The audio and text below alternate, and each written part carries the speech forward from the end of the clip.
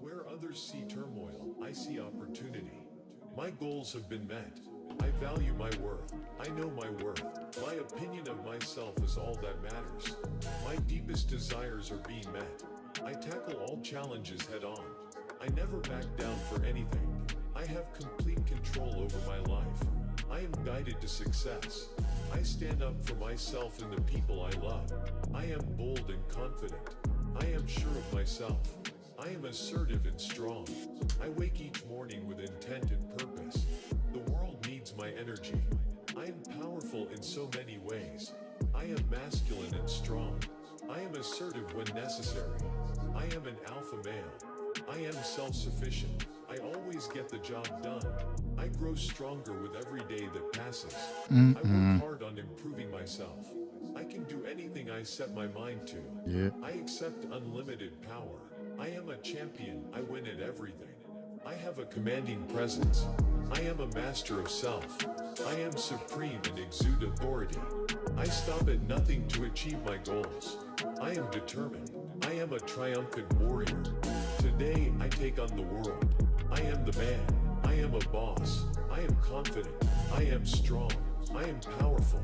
I am confident in all situations. I boldly approach all challenges. I am resilient in my efforts to succeed. I will succeed. I am success. As I change my thoughts, the world around me changes. I believe in myself. I am always leveling up. I'm proud of the man I have become. I take advantage of all situations. Where others see turmoil, I see opportunity. My goals have been met. I value my worth. I know my worth. My opinion of myself is all that matters. My deepest desires are being met. I tackle all challenges head on. I never back down for anything. I have complete control. If you are here, welcome.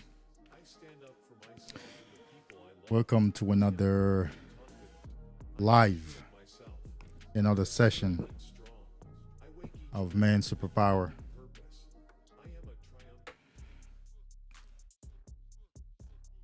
Welcome to another episode of Liberation. Yeah, liberation. Freedom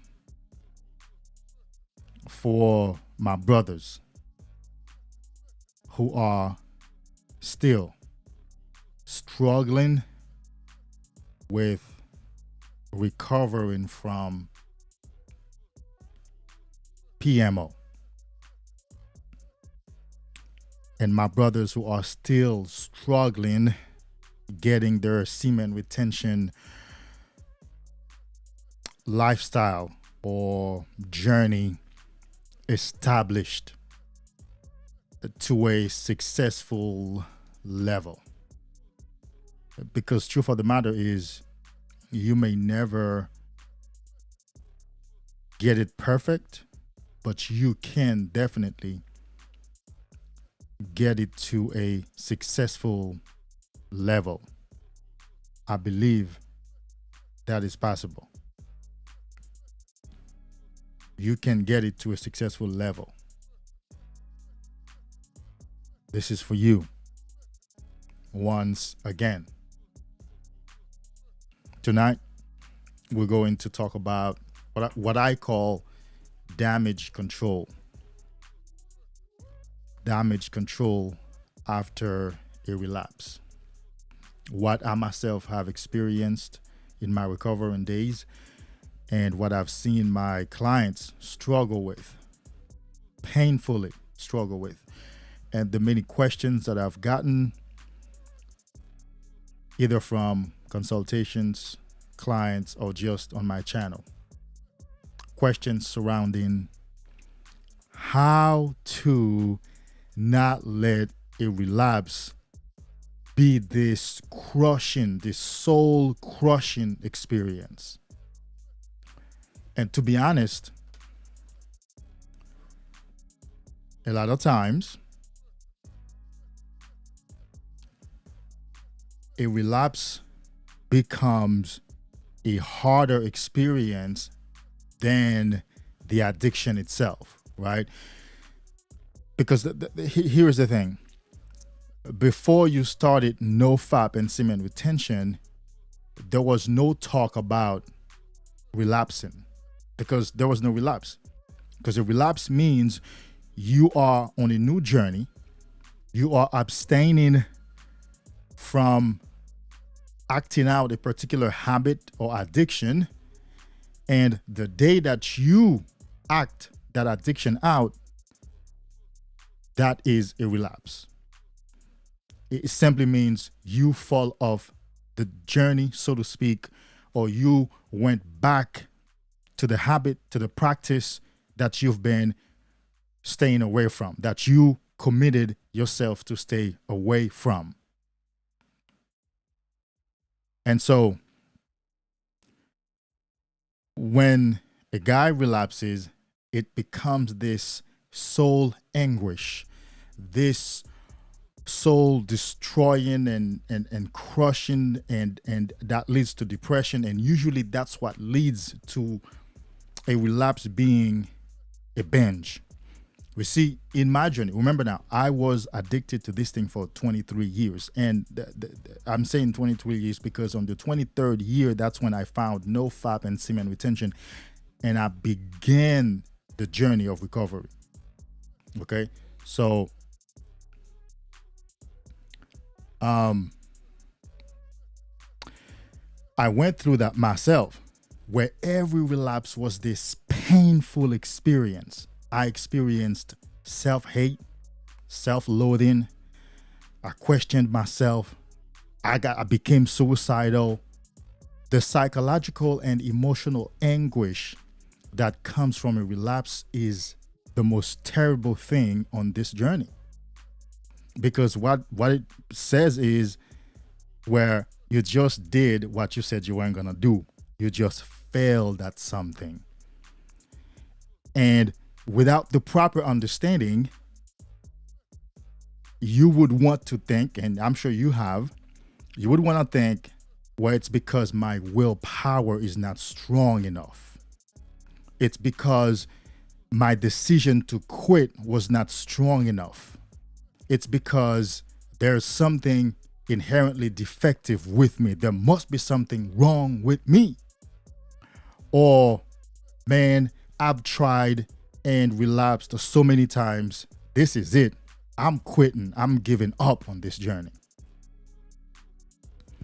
I've had clients often come back to me after a relapse and be like, David, I think I need to make a new decision. I think I need to recommit myself to this journey. I think when I decided to go on it, I just watched some videos, but I think my willpower was not strong enough. I think that I didn't make a strong enough decision. I need to make that decision right now because I need to recover and leave this thing behind. I need to get rid of this thing.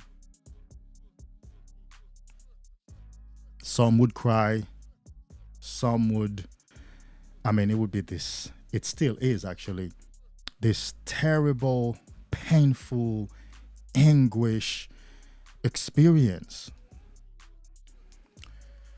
To the point where I've decided, man, if I'm going to write a guide or create a course on anything surrounding NOFAP and semen retention, it has to be on this area here, how to control the damage that comes from a relapse, how to manage a relapse, how to bust up from a relapse, how to move forward from a relapse, how to let a relapse become your new normal, and how to stop this soul crushing experience, and how to get back on real life real quickly, and how to get to move forward with your workout, your job, your money habits, your social habits, how to get back to normal life after a relapse. How quickly can you do that?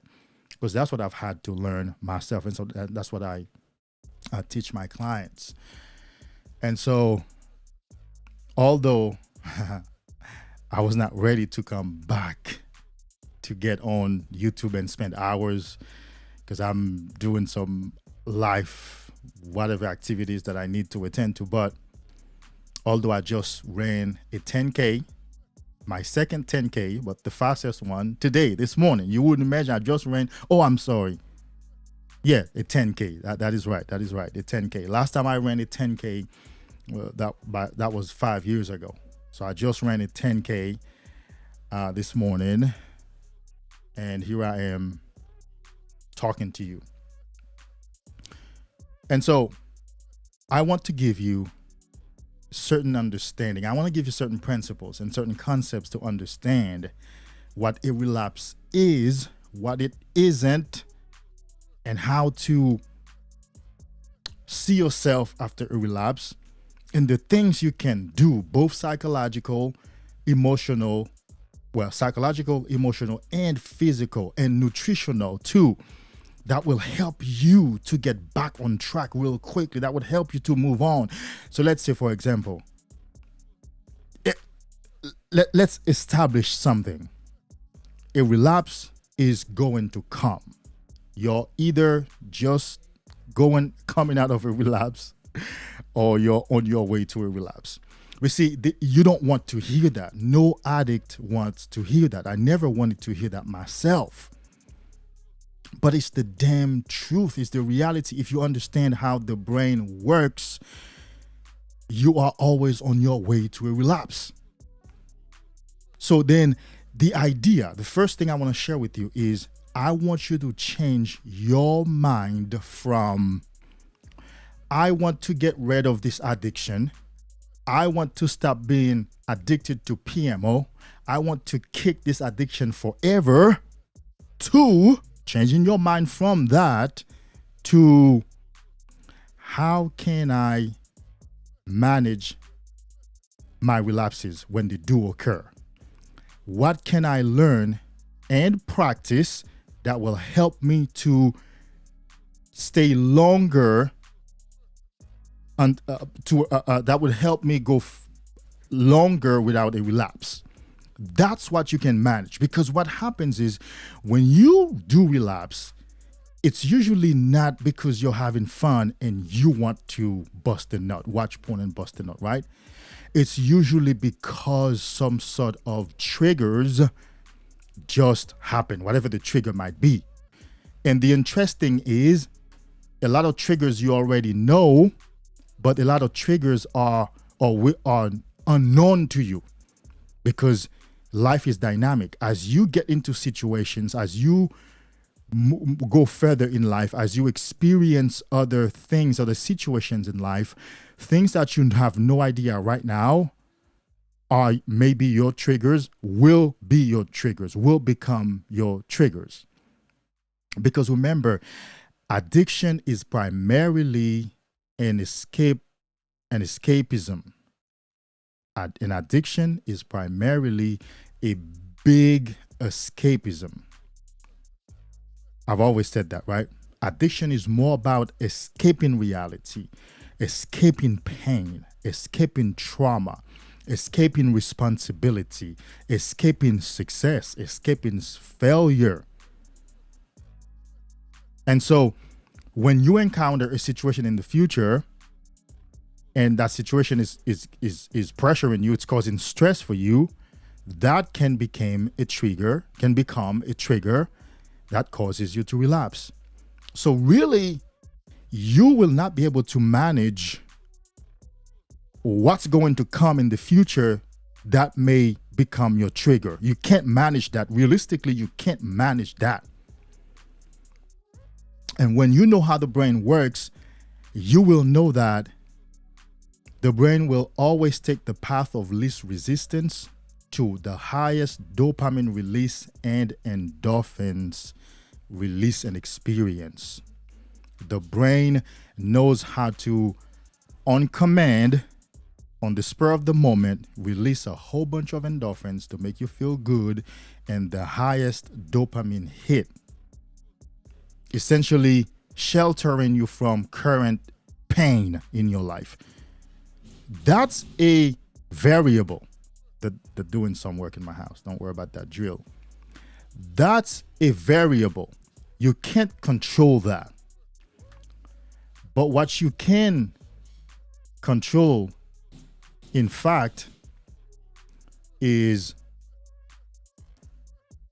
learning principles, learning techniques that will help you to manage when that does happen, when that does come. Appreciate that, my brother. It's good to have you. And so that's what you can learn to manage. You know, a lot of guys or a lot of businesses make a lot of money selling what they know is impossible, what they know you can't do. Do you know even the idea of recovering entirely from an addiction is actually false? You can recover entirely or totally from an addiction, but that would also mean that you're dead. That would also mean that you're no longer alive. But so long you're alive and your brain is functioning, it's a matter of a strong enough trigger that can send you back to that addiction and thereby causing a relapse. Have you ever heard a cigarette smoker, alcoholic person who's a gambler, ex-gambler, so to speak, who's been staying away for 20 years? And the story is he had not had a drink in 20 years. He had not a cigarette in 20 years until you feel the blank of that event, whatever happened, until his daughter got into a car accident, until his wife wanted to divorce him, until she had a miscarriage, until his mother passed away, until his son got shot, right? So it's always a matter of a strong enough trigger that will take place in the future that will determine the next time you relapse. But if you can go 20 years, it will be because you have learned the principles of managing every single day. So the first thing to do is to change your thinking, switch your thinking, switch your philosophy on this journey. I've had to do that. And until you do that, you will not feel liberated.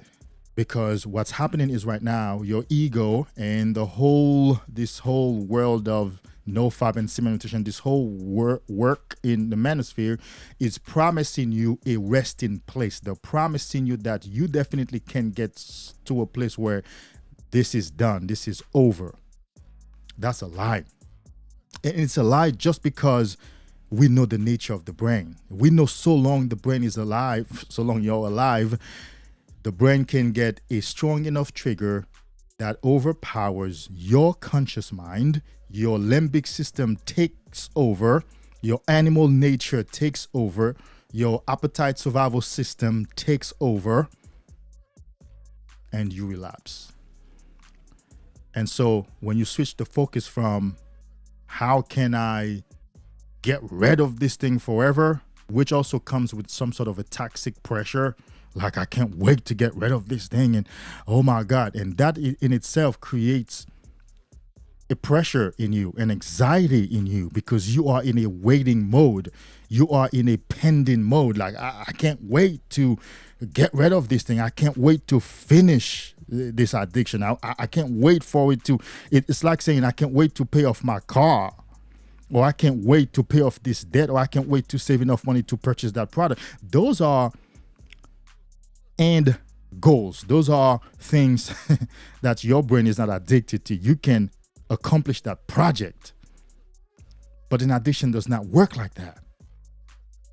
Once an addiction has been created, that's it. Once the brain has gone that route, that's it.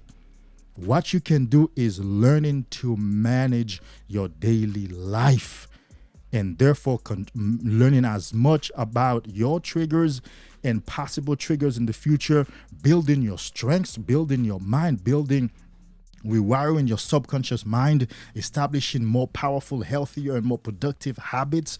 That's what you can do. That's where your power lies, baby. And so, let's say you do relapse one day, right? Let's say you do relapse one day. The first thing to do is to realize that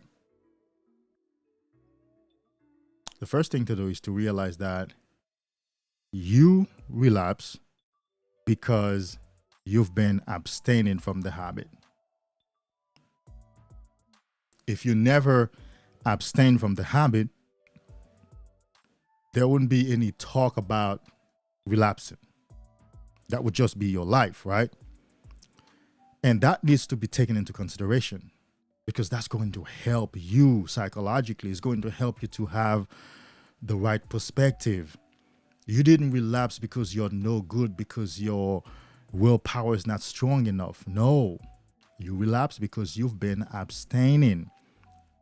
And at that moment, you switch your mind from the failure, from the consciousness of the relapse, to the consciousness of the success of the overall situation, which is you are abstaining.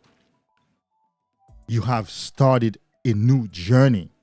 That's the success part of the entire story. Focusing on the relapse more is focusing on the failure part of the story. And remember, every story has two sides. Every situation has two sides, two poles. It's always two poles to everything. Why are you having a relapse? Well, because you are abstaining. Okay, so that completes the whole. And then now you switch your thinking, your focus from the relapse to, well, the relapse only occurred because I'm abstaining, because I'm on this journey. Still doesn't make it you're happy that you relapse, but it makes you think, okay, all right, so I'm gonna focus on, let me focus on the journey then. Let me just get back on the journey. Let me just continue the journey then. Because really, I relapsed because I started a journey. I relapsed because I was abstaining from something. Okay, so let me continue with my abstinence then. Let me continue with my journey then. Because, the brain loves to spend a lot of time on the negative part of everything, right? It's like everything. It's like being in a relationship. We give the negative part, the problems in the relationship, way more attention and energy than the good things that are happening, right? I've told a significant person of mine, when we have a bad time, in the past or still currently, man, that's talked about right away. I mean, you stay on that. But when we do spend a wonderful time, a great time, it was beautiful. I found a way to put my ego to the side and put it good on you. You're happy. You ain't talking about that until I talk about it. And of course, she's like, well, you already know that.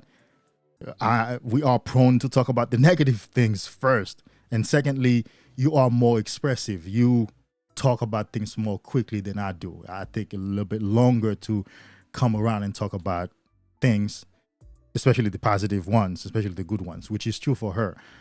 But why is that? It's because that's our nature. And so there's this huge movement on relapse. There's this huge talk and focus on relapse. I'm asking you to switch your focus from the relapse to the abstinence itself, to the journey itself. Remember, you relapse because you are on the journey. You relapse because you are abstaining. So then rejoice that you are abstaining. Rejoice that you are on the journey. Rejoice that you have started the journey all to start with and all together. So you switch your thinking, you switch your focus. That will make you feel better automatically. The second thing to understand after a relapse, or before you even get a relapse right now, when it does happen, because it's coming, it's going to happen, because that's the nature of an addiction. That's the nature of an addiction. and the brain, the way the brain operates.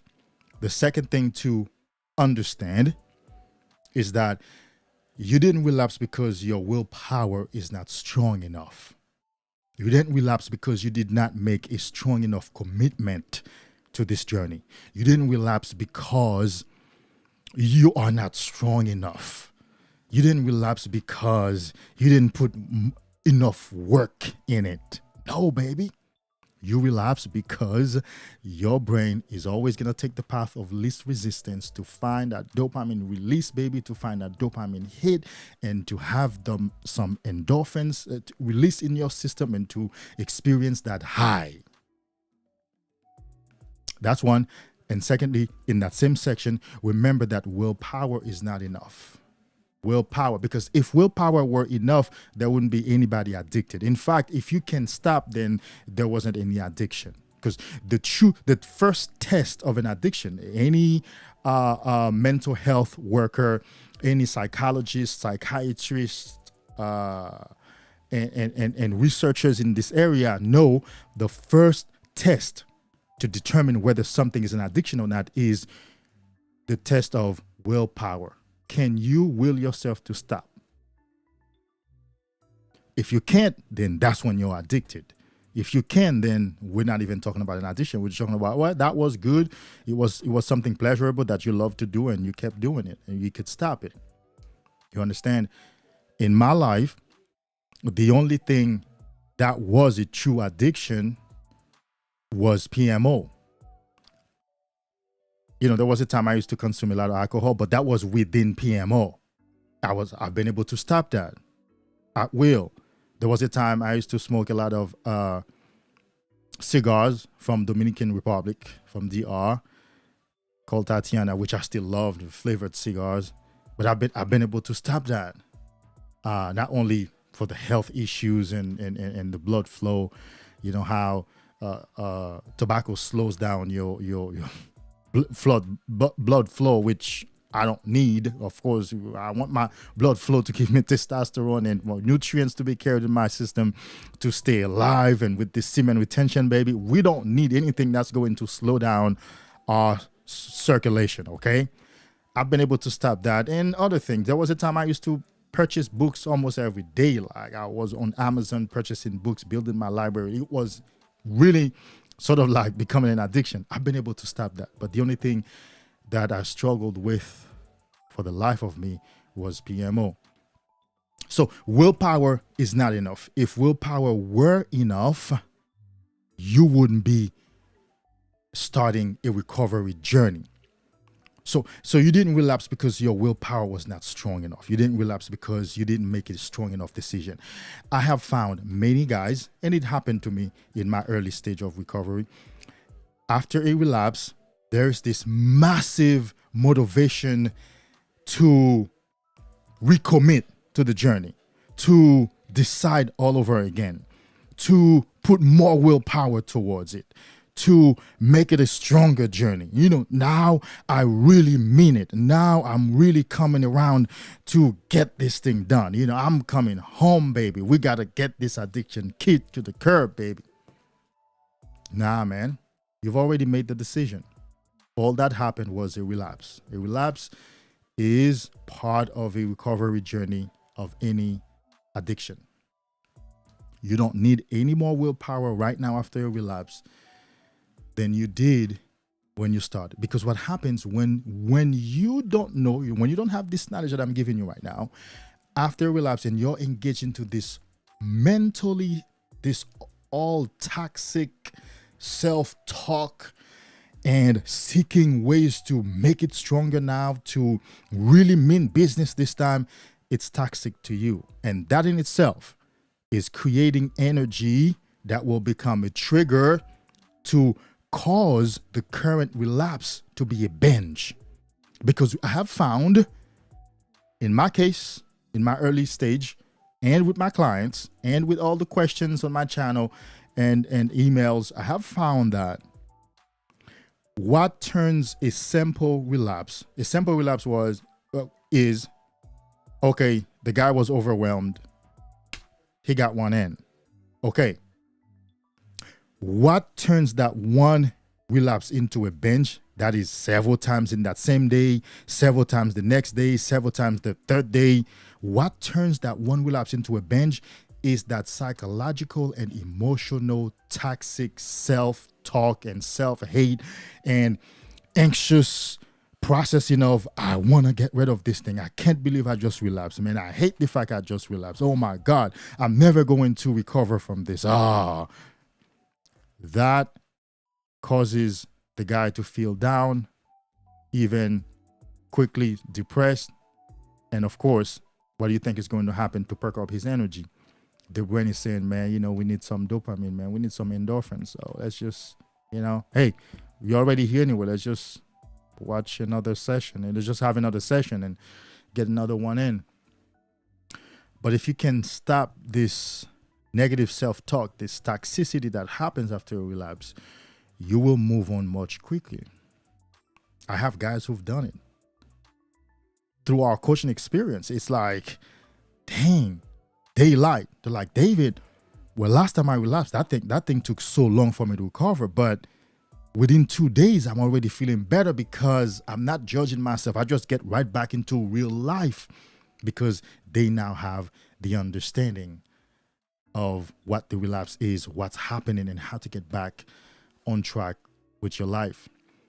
See, once you understand that it has nothing to do with you personally, willpower wise, decision making wise, you can get back to your activities, get back in the gym, albeit with less physical energy, but do your workouts.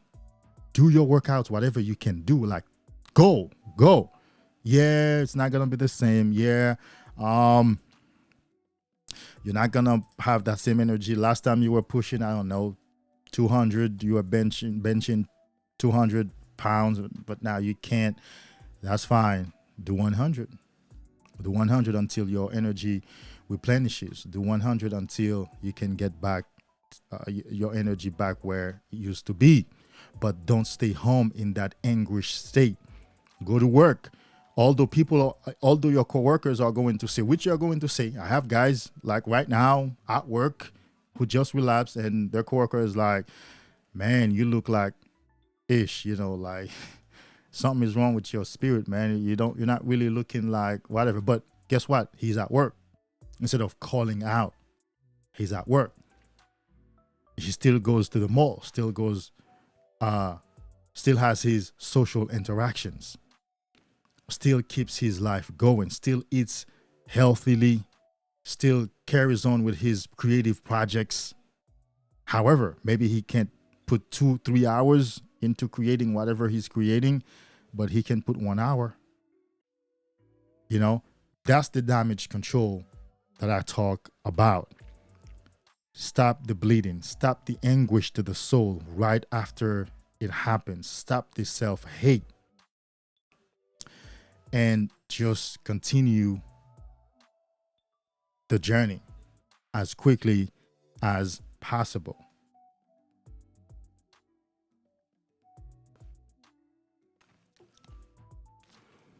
If you can get back to your work as soon as possible after a relapse, you will have rewired your brain to stop spending energy or resources, which is energy, attention, on the negative part of your entire experience. That's exactly what you will be doing when you can move on from a relapse as quickly like that. Your brain will be rewired to spend less mental resources on the relapse itself, and it will spend more resources on getting back to real life, which actually will condition the brain not only to make you go further or longer between relapses, that will actually prevent next time how strong a relapse is if you do relapse. or not. Because here's what's going to happen, right? Anytime the brain spends a lot of mental resources on a negative part of a situation, that in itself becomes a sub addiction. And so next time the brain looks forward to enjoy that sub addiction, that release of focus and energy on that particular situation. So if you relapse and go, oh well, which I have a client recently who said that, oh well, it's not the end of life, it's not the end of the world, I just relapse, life goes on, all is well, let me just get back to my life, right? If you can do that, then your brain will learn that, well, okay, I guess that's not too important anymore. That's not something we need to devote a lot of resources on anymore. So next time, we'll just bypass that altogether. So next time you relapse, you might be surprised that you don't even remember that you relapsed last night. And that has happened to me in the past, right? I would relapse and it wouldn't be until a couple of days later, I'm like, oh, what? I did relapse 5 nights ago. Interesting. It was just one relapse, one session, didn't turn into a binge. Interesting. I didn't even remember in the following days. You know what? Because I had learned damage control. I got right back into my life. I didn't go through that mental anguish. I didn't start looking at my willpower. I didn't start talking to myself and how bad, how desperate my situation is. I didn't do none of that. I just relapsed, went to bed, woke up, got back to real life, and it didn't turn into a binge. And therefore, I quickly forgot about it until 10 days or 5 days later, if I experienced a little mental fog type of thing, or, like maybe I got more irritable than I normally would. And since I'm very self-aware, I would try to trace it to something. And I was like, oh, whoa, okay. Yeah, I did relapse 5 days ago. I did, okay. Yeah. So that's what it is. Yeah, that's what it is. Yeah, this level of irritability and impatience that I'm experiencing 5 days later right now. Oh, okay, yeah, that's what it's tied to. I did for real, but I forgot about that though, because I had learned damage control. I had learned to limit the damage that a relapse would naturally do to a man. That's what I wish for you, and that's why I'm here. That's why I'm here spending this time sharing this information with you, because it's been coming lately. I'm telling you, I'm currently writing a guide. Late night, early mornings, I'm at the computer, because it's been like, oh my God, this is big in this whole NOFAP semen retention experience or world. This is a big part. How to get a man to limit the amount of damage that happens after the relapse. Because truth of the matter is, oh baby, I'm telling you, truth of the matter is, you can't control whether you recover entirely or not. And by the very nature of the brain, I don't know how much literature you have read, how much scientific research you have gotten your hands on, but the way the brain is set up, once an addiction has been created, it's arguable whether you are a lifetime addict or not. You may have gone, or you may go 20 years, just like I used the example earlier. An alcoholic can go 20 years without a drink until his daughter gets pregnant, until his wife, files for divorce, until his son gets shot, until he gets, he wouldn't be drinking alcohol if he gets arrested, but until he gets in trouble, until he loses his job that he's just 3 years away from retirement and pension. Yeah. Bam. He relapses. You can't control that. But what you can control is the damage that ensues or that follows the relapse. This is a true conversation, baby. This is a true understanding I'm giving you here, because I'm not selling you anything right now. Yeah, if you want to work one-on-one with me, you can go to Patreon. That is true. You can also hit my website. That is true. But I don't have any product that I'm selling you, right? I want you to understand this, because I know the pain I myself have experienced,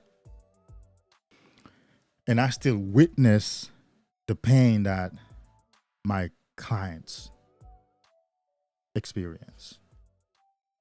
And if I can help, and also, of course, I've been helping. If I can help, I will do it. But if you can learn these principles and learn to switch your attention from the relapse to the journey, to the benefits that you get, you can limit the amount of damage that is done after a relapse, and that can prevent a relapse from becoming a binge. You understand? It will prevent a relapse from becoming a binge. It will just be, oh, you just had a relapse. Just like I told you earlier, I've had relapses in the past where I forgot that I just had it, until a couple of days later, when I experienced a little mental fog or irritability, an increase in my intolerance level. Somebody says something like, whoa, like, I usually, I've been calmer than this. So what's going on? Like, oh, snap. I did relapse a couple of days ago. Oh, okay. That's what happened then. Oh, okay. Because I forgot, because I was able to move on quickly from it. I was able to get back to real life quickly from it, That's what it's about. It's about how quickly you can get back to your real life. It's about how quickly you can restore your activities to a successful level. How quickly can you do all your activities? Not at 100%, but 50% is better than nothing. How quickly can you do that? That's what it's about. Who's in the house? Merca. Dang, I was just asking who's in the house. Let's see.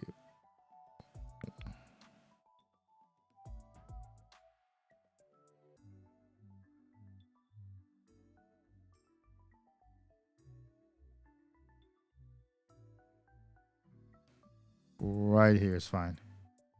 What's up? What's up? Good to see you. Good to see you again, my brother. I know. Good to see you again. Thanks for being here. Yeah, I think here is. There we go. We'll just leave the space for it. Good seeing you, my brother. It's good to be in the house once again. Brandon Bailey, yo, what up?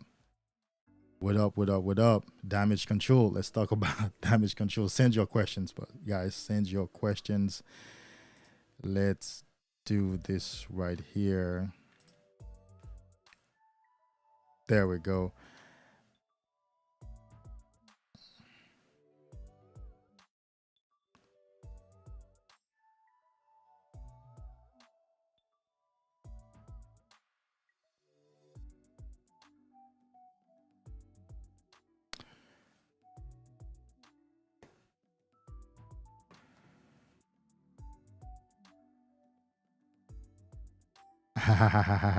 Dang, that's what's up. That's what's up. That's what we want for you, bro. That's exactly what we want for you, man. I just relapsed. How can I control the damage? I'm already feeling pretty bad. I guess you just came on. I think we are at 45 minutes, man. I just spent the last 45 minutes talking about the principles of concepts and principles of how to limit the damage. But I can give you a rundown. I can give you a bullet point rundown of it. First of all, is to realize that you relapse because you are on a new journey. I want you to stop and hear me right now. I want you to switch your thinking from you just relapse to I relapse because I am on a new journey. I relapse because I had been abstaining. I relapse because I have been practicing NOFAP and semen retention. So really, the bigger thing there is you are abstaining. You are practicing NOFAP and semen retention, and that's why you relapse. If you don't want to relapse, stop practicing NOFAP and semen retention, which you're not gonna do, right? Because you do want to practice NOFAP and semen retention. Well, that's why you relapse. So in that moment now, you become conscious of, oh, okay, so the relapse is the negative part of the entire situation. It's the unfortunate part of the entire situation. My vegetable juice, hold on.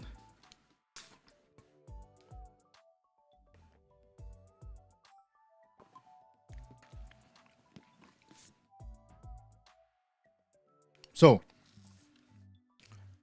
the relapse is you're relapsing because you are on a new journey. When you were PMOing 24/7 and did not or had no idea about relapsing, you didn't, starting NoFap, every night you jerked off, you didn't say, oh, I'm relapsing every night. No, you just jerked off. So now you're relapsing because you are no longer jerking off, baby. You are no longer watching porn. So I want you to switch your mind from I just relapsed to I just relapsed because I'm on this new journey.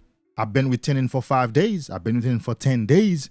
Hell yeah, I'm happy that I was able to retain for 10 days. I was able to stay away from porn for 20 days. Hoo-hoo, more power to me. After 20 days, I relapsed. But guess what? I was able to stay on this thing for 20 days.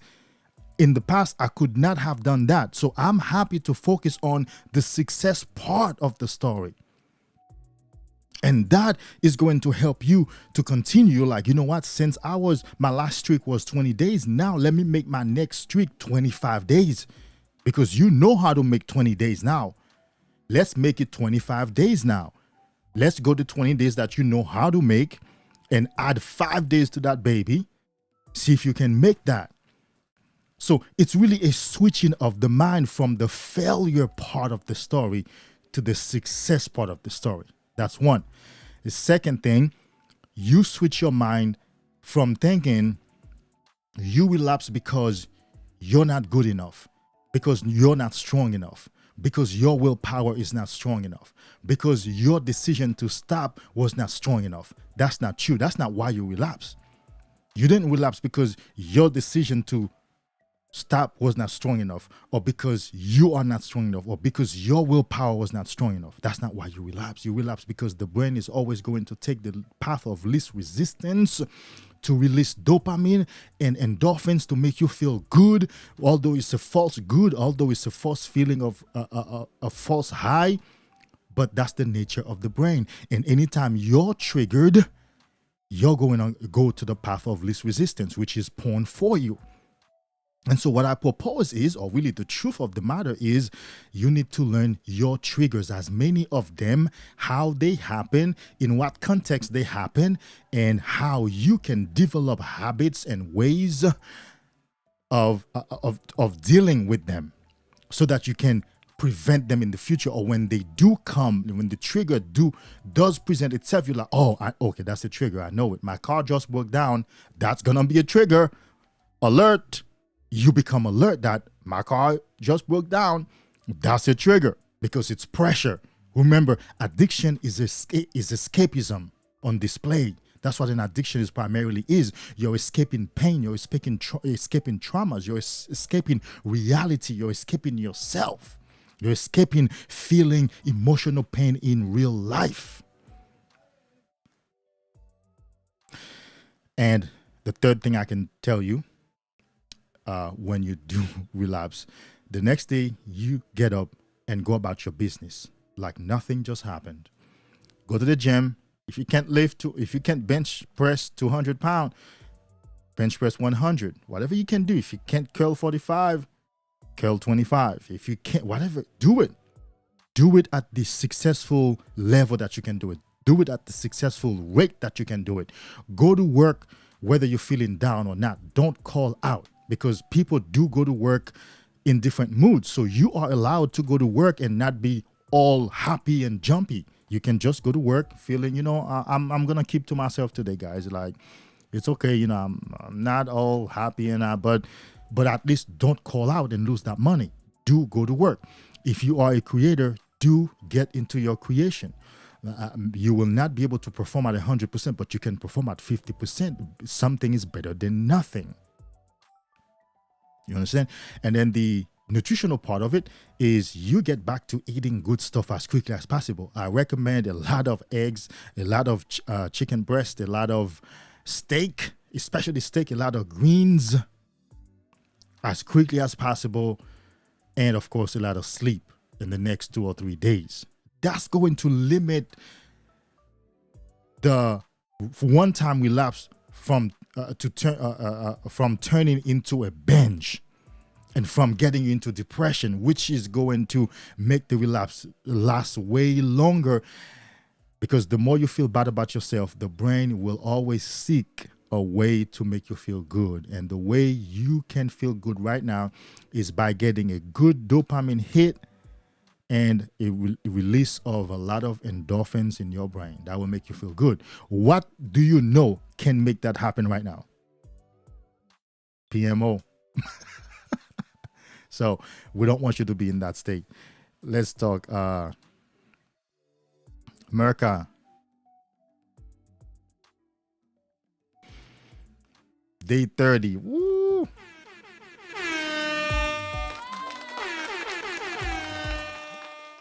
America, I remember when you started. No ejaculation. Good. Hold on. There we go. No masturbation and no porn. That's a true NOFAP and semen retention. So good, Merka. It's good to be here. It's good to see you again. So thanks for the report. We appreciate it, man. And then Brendan, let's see.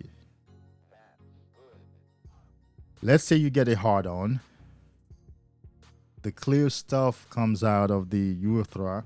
And I always, urethra, yes. I think it's the first time I've gotten it right. Urethra. I guess it's called pre. You know it. Does that constitute a relapse? Good question.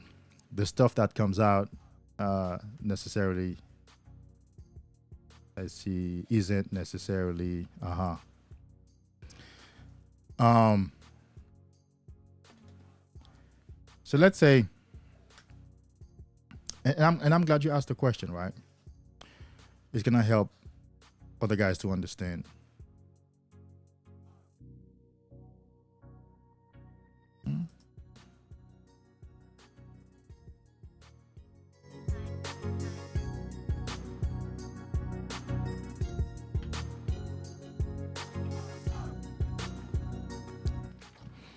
Okay, so Brendan, if you were paying attention to the last part when I was giving my other brother the answer, you probably would have gotten that question answered, right? In everything that I said. A relapse is when you react in addiction. So if you didn't pull your computer or your phone, which actually I've never done, or maybe just once or twice, but I didn't jerk off to the phone because I need a big screen. It's always been my computers. Back when I was a part owner of a used car dealership, I used to do it in my office after hours, and I had, 40 some inch, oh no, not all that, but this big monitor, blow that thing up.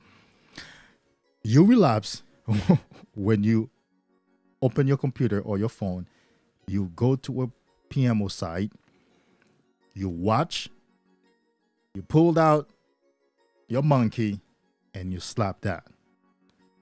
And you did ejaculate. That's a relapse. Another form of relapse is on semen retention, that part. You do want to keep the semen, but you end up messing around with a woman and you did not want to ejaculate and you end up busting a nut in her. That's a relapse on semen retention, the semen retention part, because you did not want to do it, right? It was an accident. Because truth of the matter is we can learn to have sex without doing it. I just did it. I just did it this past weekend. He murdered that thing. I'm talking about, if I show you the text message that she sent afterwards, like, damn, she said, I feel like a heavy load has been lifted off me. What did she say? She said, you did a great job, although I'm still in the midst of my situations, but I feel like a load has been lifted off of me. Thanks for spending that time with me. This is where you want to get on this alpha journey. This is where you want to get. You want to get to a point where a woman now sees spending time with her and giving her that wood as a benefit to her, as opposed to resenting you for wanting sex from her, right? That's it. That's a topic for another time.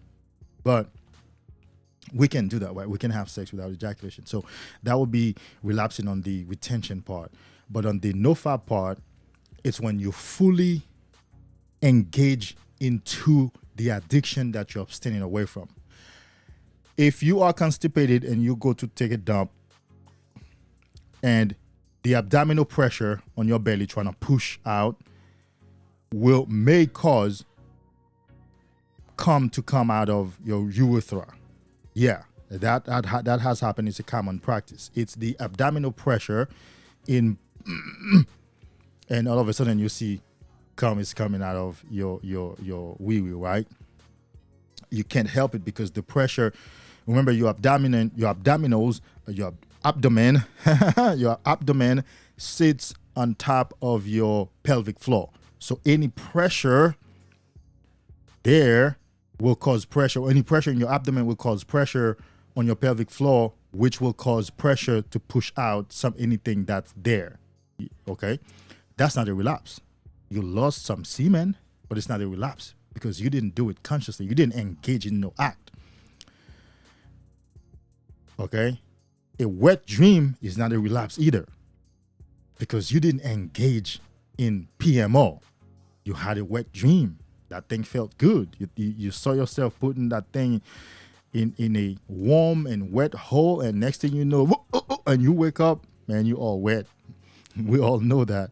That's not a relapse. You lost some semen, but it's not a relapse. A relapse means that you go back and do something that you used to do that you said you weren't going to do no more. For a smoker, would a smoker relapse if he lights a lighter?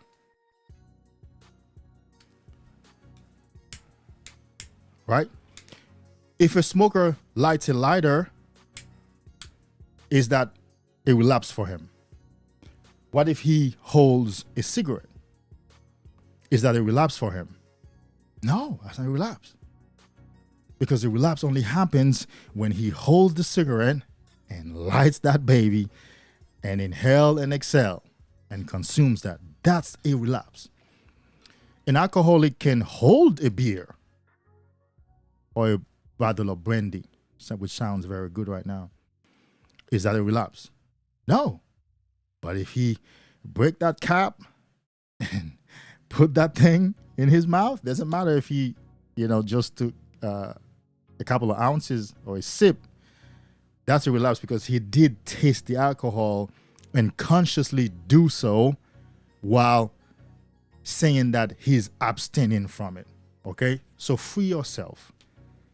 Unless you go and consciously make this activity happen and lose that semen, you didn't relapse. You lost some semen. Now the fact is, that clear substance, is it calm or not? So I think science says there's semen, and there's that clear thing that mixes together at the time of ejaculation that causes both of them to come out the same time, but really the both come from different tubes, if I may use that, for lack of a better technical and scientific term. Whether that's semen or not, a good amount of that can make a significance in how you feel.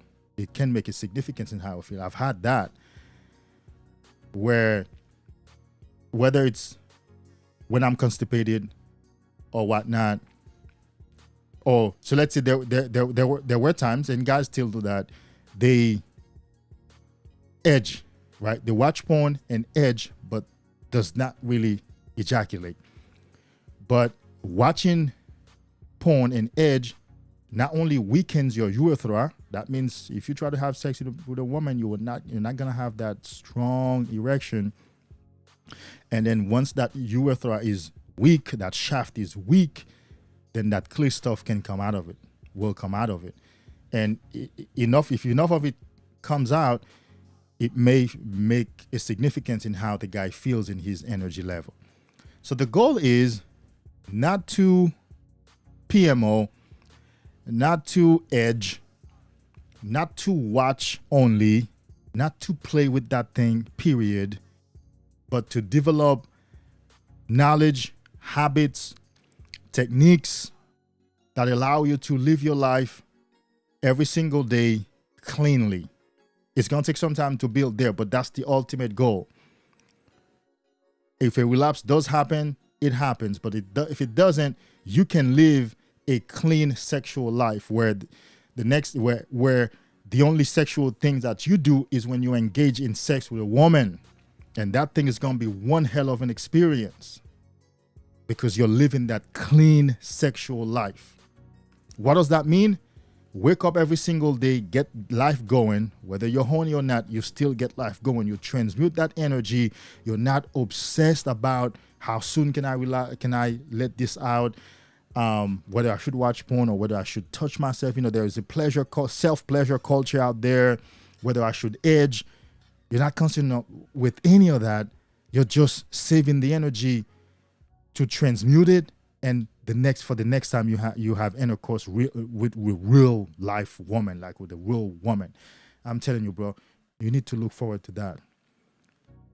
When you finally put your hands on a woman, when you finally recover to a successful level, and your energy is back normal, your testosterone levels go up, and you're exercising and you're eating well and you're drinking well, you spent the whole night, bro. It's amazing. I'm 41. It's amazing. Women will leave men with money to be with you if you want to be with them because of what she gains from your presence now. Just being around you, just holding you, and just you holding her. There is an energy transfer that's so powerful, that's so healing for her, that's a therapy for her. And also when you apply that wood therapy on her.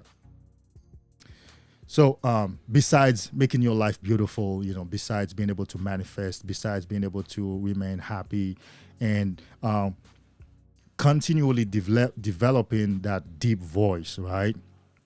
My voice has never been, I really don't think, maybe in my teens, probably that was the last time I remember that my voice was coarse and deep, coarse like this, rugged and rusty and deep kind of voice that's developing that men in the gym with a lot of testosterone have. My voice used to always be very thin, I can't remember how, but this is it seems like it's just forever. The more I exercise, the more I eat, the more I stay on this journey, is the more my voice is doing something by itself. It's becoming this, women just hear my voice off my videos and they say something about it, right? A woman saw my video on Facebook. I used to take snippets and put on Facebook, but it's time consuming, and I don't like the Facebook world. I stopped doing that. She saw my video when I was an ex, and she had to reach back. She said, "That you sound, oh my God, you sounded so sexy." And you know what she heard? I'm gonna play the intro that she heard. You are on the right path. You are on the right journey. The journey of self-discovery, the journey of self-love, the journey of self-empowerment. Stay on this journey. Next time I was with her, after she reached back to me, we were spending time together, and she was doing her thing, I was doing my thing, and I was watching my channel, and I was playing a video, and that came on, and she said, "Oh yeah, that sexy voice. Oh my God. Oh, I had to text you when I came across that video and I played it, and that intro came on, and then you came on. It's like, it's so much sexiness, it's so much masculine, it's so much power, it's so much like there's a lot behind that that voice." But when I was with her, I was PMOing every day. When I got with this girl several years back, I told her straight up, "Man, I have a problem. I have an addiction. I watch a lot of porn. I jerk off, but I'm recovering. I've started a journey, so bear with me." But I told her straight up, and that was a good thing to tell her. Let's go on with answering your questions, right? So, Brendan, I hope that you have gotten a better understanding, right? And let me know if you did, okay? Let me know if you did.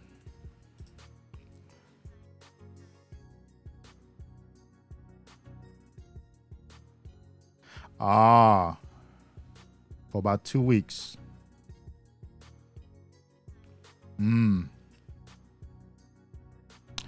Okay, so Brendan, here's what's happening. If there is any liquid, any substance coming out of your urethra from your morning wood, it's simply because, well, the primary reason is your urethra is still weak from the overstimulation of PMO. Okay? Because a fully erect and strong wood with veins popping out, nothing can come out of that but the full orgasm. I repeat, a fully erect and strong penis will not leak anything. It cannot leak anything, because the requirement to last longer is to achieve a strong erection as much as possible. So if that's the requirement, then it's because when you're truly strong, truly fully erect and strong, and blood is flowing, nothing will come out of that penis until you are until orgasm, a full-blown ejaculation takes place. So look forward to your urethra getting stronger by not stimulating it, by not edging, by not touching it, and soon you will wake up with that morning wood, and nothing will come out of it. It will not leak. It will not. Look forward to that. That day will come. It will not leak. Trilla, Psychedelia, I remember you. You are on your 4th month. Dang. You deserve it.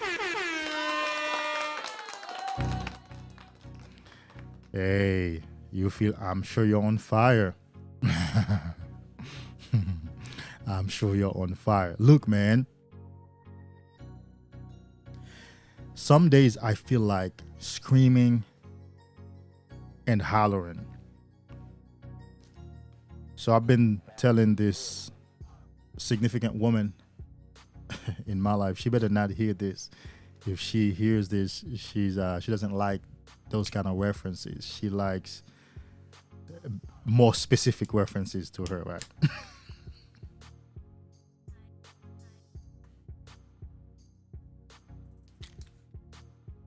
What does that mean? She's a significant person in my life or person of interest. What does that mean? Am I your girlfriend or not? When you get to this level, shit changes.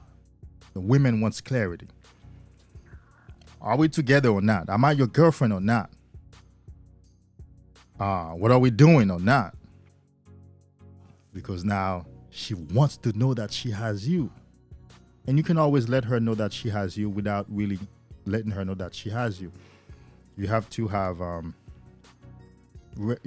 red pill conditioning. You have to know how to navigate relationship from a red pill perspective. That's a topic for another day. But you have to know how to do that. And NOFAP and semen retention are definitely going to help you on this journey. Trilla Psychedelia, thanks for being here. Thanks a lot, bro. You managed to switch my mind from a negative outlook. Definitely, man. Definitely. That's all it takes. That's what it actually takes.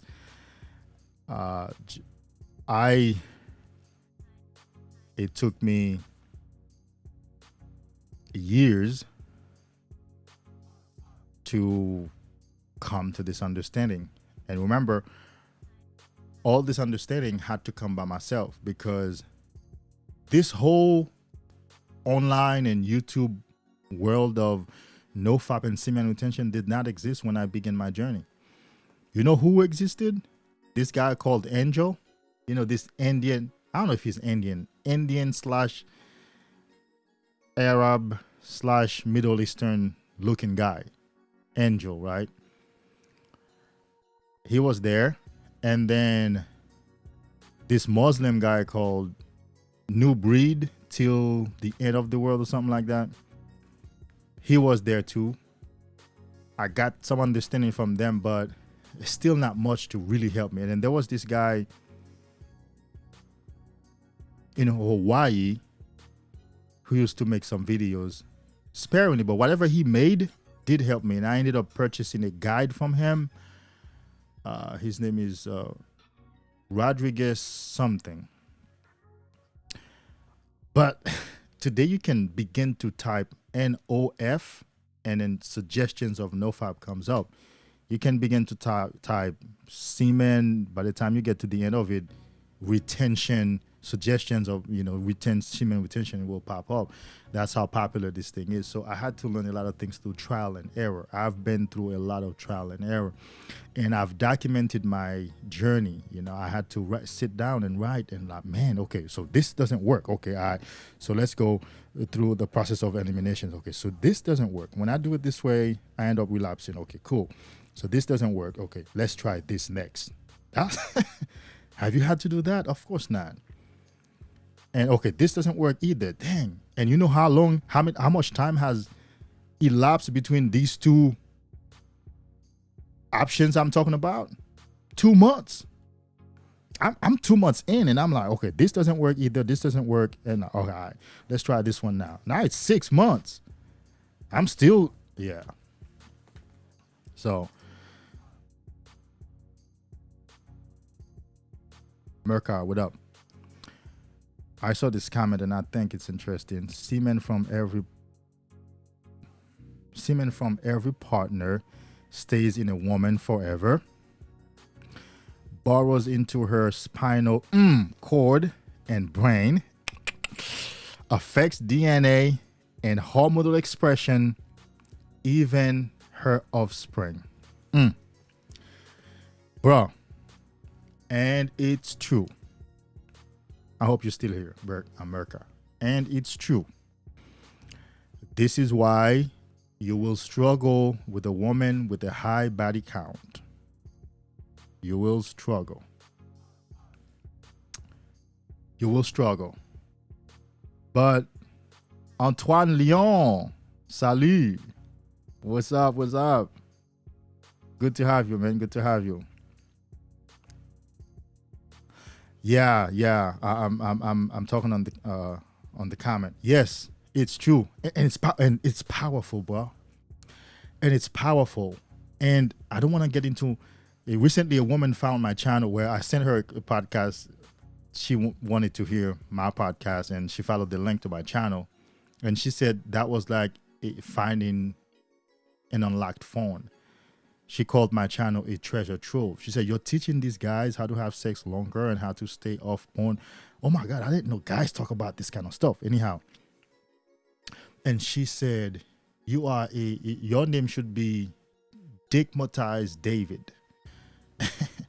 and she said, "You're not," she said, "when we first met, she said, you just passed by me like you were so important and you had a mission. You didn't even look back, but you still ended up opening the door for me, because by the time I got in the door, by the time she got to the door, it was a door that you needed a key, and I guess she didn't have her key. I held the door open for her." And I said, I said, "This is to prove you. I'm not concerned with women." She said, "Well, a better statement is you're not concerned with women because you know your power over them and you can control them." And I went silent for a second, and I said, "I wouldn't disagree to that." So this comment here, it's true. And when you know this reality, your relationship with women changes. You can now get a woman obsessed with you, crazy about you, tied to you. You can mess up a woman when you know this truth. When you know the truth of semen inside of her does all of these things. Yeah, it is true. And so if you are dating a young woman who hasn't had much sexual experience, she's fresh. She can bond with you. She can become obsessed with you. And usually, obsession in a relationship with a woman, it usually happens with young girls. You know that, right? Because they are inexperienced. They haven't had much semen of different men inside of them. So they don't have that competitive conversation, subconscious competitive craziness going on in their minds. When you say something and do something right now, it does not remind them of their 25th men that hit them, 25th men that, busted in them. So young women have the ability of falling in love quickly and becoming crazy and obsessed with you. Not older women. By the time she gets to 27, 28, kids, several guys, promiscuity, she can't, because of this truth. She's messed up in a sense. I used to see it as a problem, but it's not, because now it works for me. It works for me because I have fallen out of love with love. I have fallen out of love with the idea of falling in love. My relationship right now is purpose. I love the woman, yet I don't love the woman. Shh, don't tell nobody. Okay? I'm very connected to the woman, but I'm not in love. But I am in love with her. But you have to understand what I'm saying.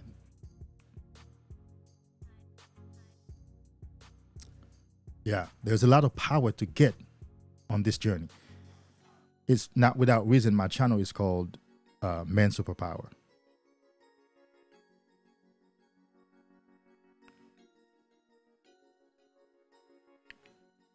Okay.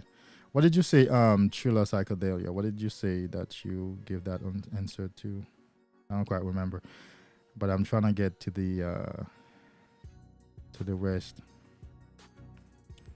No problem, Brendan. Boss at home. Welcome, bro.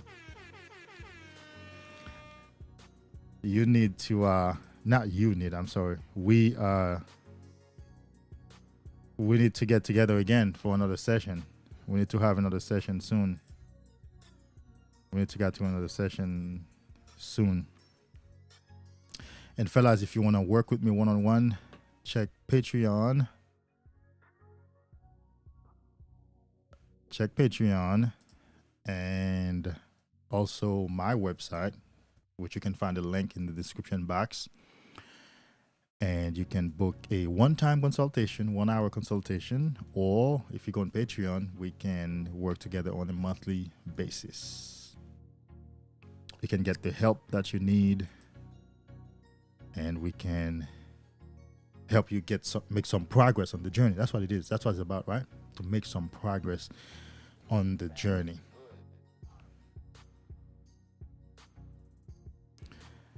Boss at home, we need to have another session together. Yeah, man. I want to be honest with you. I'm here tonight because I'm beating my own, how can I put this? Tendencies, right? Unproductive, one of my unproductive tendencies, one of my, I think it's a procrastination tendency, failure tendencies, is that if I'm moving, right? Let's say if I'm in a transition right now, I will stop producing until I finish the transition. When really some other guys I watch don't do that. They'll produce with their phones, in their car, in the living room, while they're moving, while they're transitioning. I'm not there yet. And it bothers me. And that's why I'm here tonight. I'm like, man, I'm tired. I'm tired of doing it because I'm a perfectionist, right? As an Aquarius, I'm tired of doing this, and I'm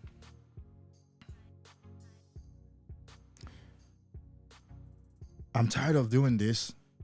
One of my clients just went live. I love to watch him, but hey, he's live and I'm live. I'll catch the replay. And I'm like, man, I'm gonna go. I ran a 10K this morning, by the way. Yeah.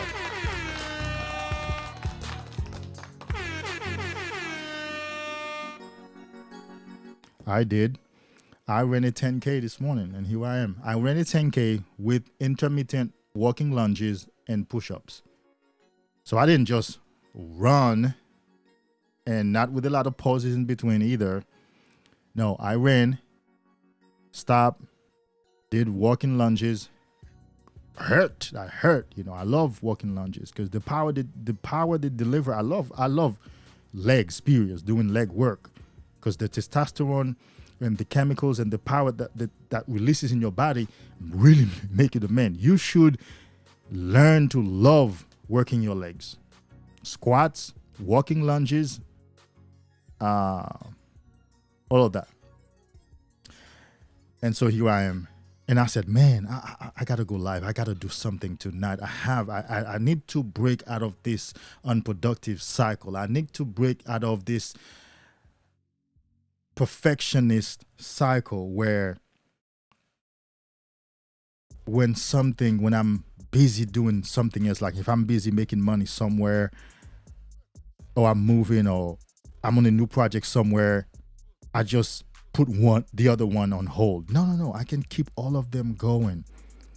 So I'm still learning. I'm learning that. I'm learning to become more productive in, I'm learning that. And that's why I'm here. So that's a success for me tonight. Boss at home. Yes, we definitely need to have another session soon. I'll contact you. Hit me up. Hit my phone, not IG, my phone. Contact me this week and we can set up a date in stone. I like that. Always good to see you. Hey, good to see you, to my brother. Good to have you. Let me know if you still have my number. I did ask you to save it. I don't know if you did. Did I contact you recently? I could have sworn that I said hi recently.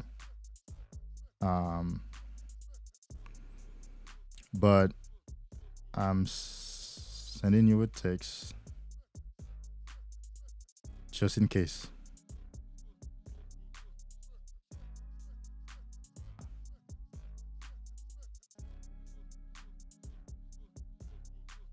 Just in case. Yeah. And so, yes, we need to do that.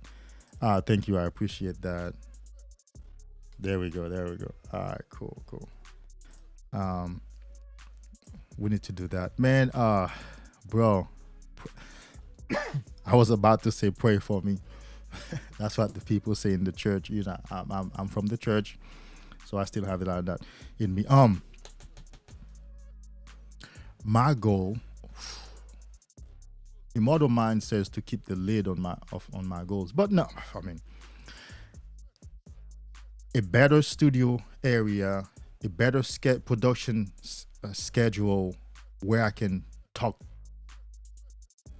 with guys, because I constantly keep meeting guys who are willing to come on and I mean, these guys are knowledgeable. They're alpha males and they're making things, they're moving, and they have not mad knowledge about women.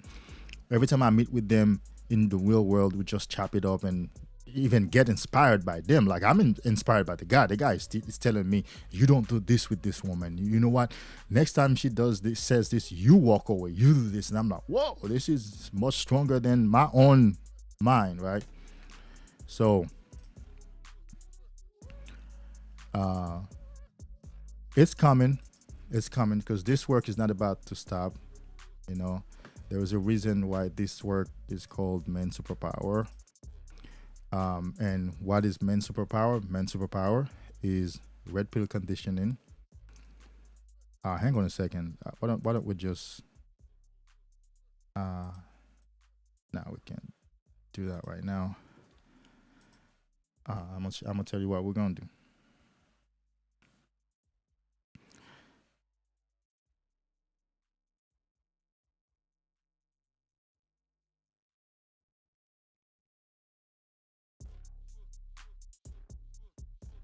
There we go.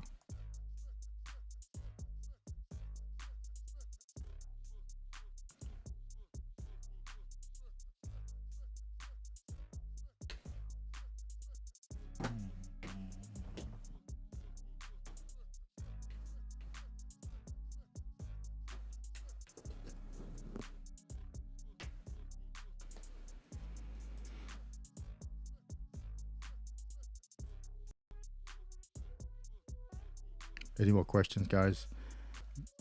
Okay, Merka, you do have a question. Hold on. Hang on one quick second. Let me bring something up. I want you guys to go check the backs and go to my website and check it out. It's still under construction, but it's good enough. You can book a session with me. My goal is to have a blog associated with every video in the future, or even a live, and put some good information that I have here in my what you call it, repertoire or library. Tall.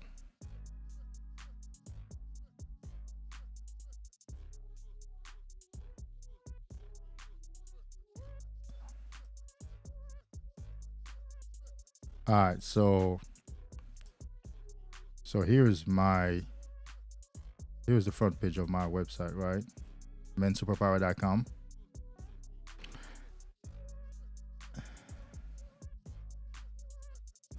So I will have a blog. There's a coaching page. You can get can sign up for coaching there. A podcast where my podcast is hosted. You can contact me. You can read about me. Let's go to the about part, guys. I want you to see. You can read my PMO story on a storyline, on a timeline. I actually created a timeline of my PMO journey. Okay, it's a timeline. Hold on, let's get off the Wi-Fi then. There we go. I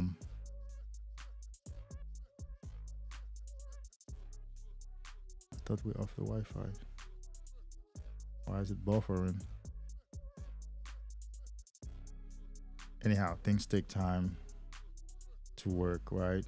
Just one. Okay, so here is a story, my story, on a chronological timeline. Read my story chronologically. This timeline will give you a panoramic perspective of my story and journey, right? It started with 1993. I was 13 years old. I met the devil through a playbook magazine. 1993. I was 13 years old. And then in 1996, puberty, first wet dream. You will get to know me. And early fatherhood. Of course, I had a son at 1998 and a daughter in 1999. And had to go to work. And sexual promiscuity from 1997 to 2008. Running the street looking for hookers, paying hookers for, I did some things in the name of trying to get that hit and trying to get that dopamine hit. Oh my God. Marriage and divorce, 2008, 2011. Business failures, 2008, 7, 2016, throughout 2016. I had a cleaning business, a food concession stand, a used car dealership, a part owner. I was a tax preparer in a notary public in Florida, as well as a real estate agent. All of those things impacted, failed in, all because of PMO. All I had to do was one PMO session, and I wasn't going to return no email or text message, I wasn't going to show up for work. I wasn't going to go and show that house. I wasn't going to go to that auction and buy vehicles. And then the most painful years, the life of quiet desperation from 2012 and 2015. And then I also put some pictures. You have some pictures you can check out. The website link would be in the description box. And also right here. The website is without the www, so it's http:// that's not // yeah, that's // yeah, 2 forward slashes and then manssuperpower.com. It's actually men's MANS and then superpower.com, right? So I have my story also in pictures. This picture is not loading, but it shows business school in 2011, on campus looking dead, texting with a woman, blowing her a kiss, simpish blue pill shit. Is it clear enough for you? But for some reason, it's not loading. I thought I got off the Wi-Fi, but I'm still seeing the Wi-Fi on the phone. You can see this picture. Real estate agent. I was a real estate agent at that time in that suit in 2012. Looking dead, always sad, living the life of quiet desperation, in deep pain, couldn't focus, and eventually lost my real estate license because I forgot to take the continuing education courses that was required to renew it. Negligence at its best, irresponsibility at its best type shit. And I have pictures of my business cards back then and some more pictures to look at. I always looks like a zombie. Look, man. I always look like a zombie. Look at my face, bro. I got my face, bro. I always look like a zombie. And some more pictures. So I wanted you to see these things, right? And so check out my website.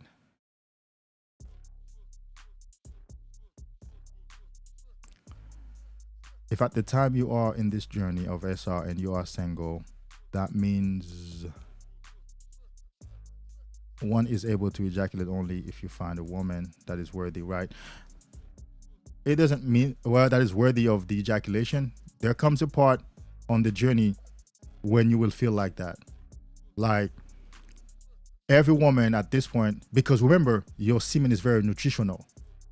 As soon as you start ejaculating in a woman, you will see the effect on her. She will be more energetic like you. She will be more perked up like you. Her skin will begin to clear up. You will see your semen, the same benefits you get from your semen will begin to manifest in her. So then you have to be very careful who you give that to. you know, and you will meet a woman that you can give that to. I have a woman that I can give that to, that I've given that to. And I'm like, every once in a while, I'll give this to you because it's good for you. We know what it does to you. She begins to shape up. Her face begins to look good and her skin clears up and she begins to act just like you act on the journey, beautifully and powerfully and dynamically. So you can do that. You will, when you find that woman.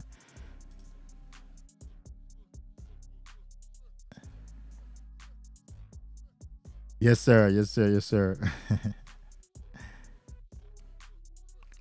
Let's see. Through your channel, I found my main superpower. Amen. Let's do it. It empowered and enabled me to start my own movement and channel called Boss at Home. Yes, sir. Check this guy out. Thanks for the superpower. You are changing lives. I appreciate it, brother. Put your channel in the chat, and any guy who wants to check you out and spend some and subscribe to you, go and give him a sub. You will not regret it. He has this crazy energy. He's always sipping on coffee, which I stopped drinking coffee recently because he took my energy. I was becoming crazy when I was drinking coffee in the winter.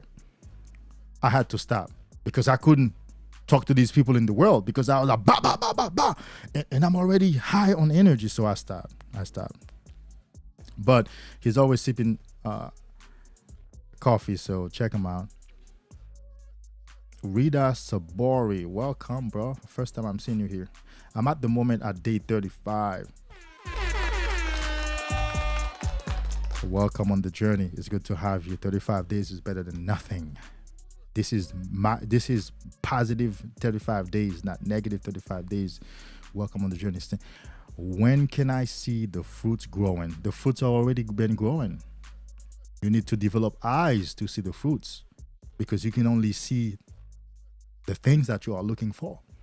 You're 35 days looking for fruits still? I mean, yeah, you can look for more fruits, but 35 days, bro. You know how many fruits you have gotten already? So learn to develop eyes for the fruits. You are more energetic. You are more positive. Your willpower has gotten stronger. Your brain has been rewired to stay away from porn and to keep that semen longer. You're more assertive. I know what it is. You're looking forward to the benefits that guys like me and other guys are having. I know you're going to get there. But let's focus incrementally on the journey. Focus on your current benefits. 35 days, bro. You already beat 75% of guys. Hell, what am I saying? This is being too generous. You've beaten, hell, 90% of guys on the journey. That's probably too generous. Maybe 85%, too stingy. You've beaten about 80% of guys on the journey by going 35 days. You have incurred so many changes in 35 days. You have gotten so many fruits. So develop eyes. Matter of fact, why don't you do this? Take a sheet of paper. When we're done here, or when you go off, write the benefits that you have gained so far, thus far. And I want you to spend time looking at them and be grateful for them. Those are your fruits. I know. You want these fruits. I know. You're going to get to the place where you can have sex without ejaculating. You're going to get to the place where you don't have to speak much. People go out of their ways to come serve you and be with you. You're going to get to the place where you just relapse, but it doesn't bother you because you're more powerful now. You're going to get to that place where you feel like a man. You're mature. You're established. You're grounded. It's coming. It's coming. Where your voice is deep and it's coming. But so far, 35 days, take a sheet of paper or pull out the note app on your phone and list out every benefit that comes to mind that you're enjoying right now at 35 days. And spend time enjoying that, feeling good. In fact, reward yourself with a cookie. You know what? I feel good. Be grateful. Say thank you to the universe. Maybe have a cookie. Say, you know what? That's not where I used to be. I'm right here. And then, after you've been grateful for the fruits of 35 days, and you're like, okay, I'm ready for more. And so now I'm going to continue the journey to access more higher levels of consciousness, higher levels of understanding, higher levels of creativity. Fair enough? Yes, of course.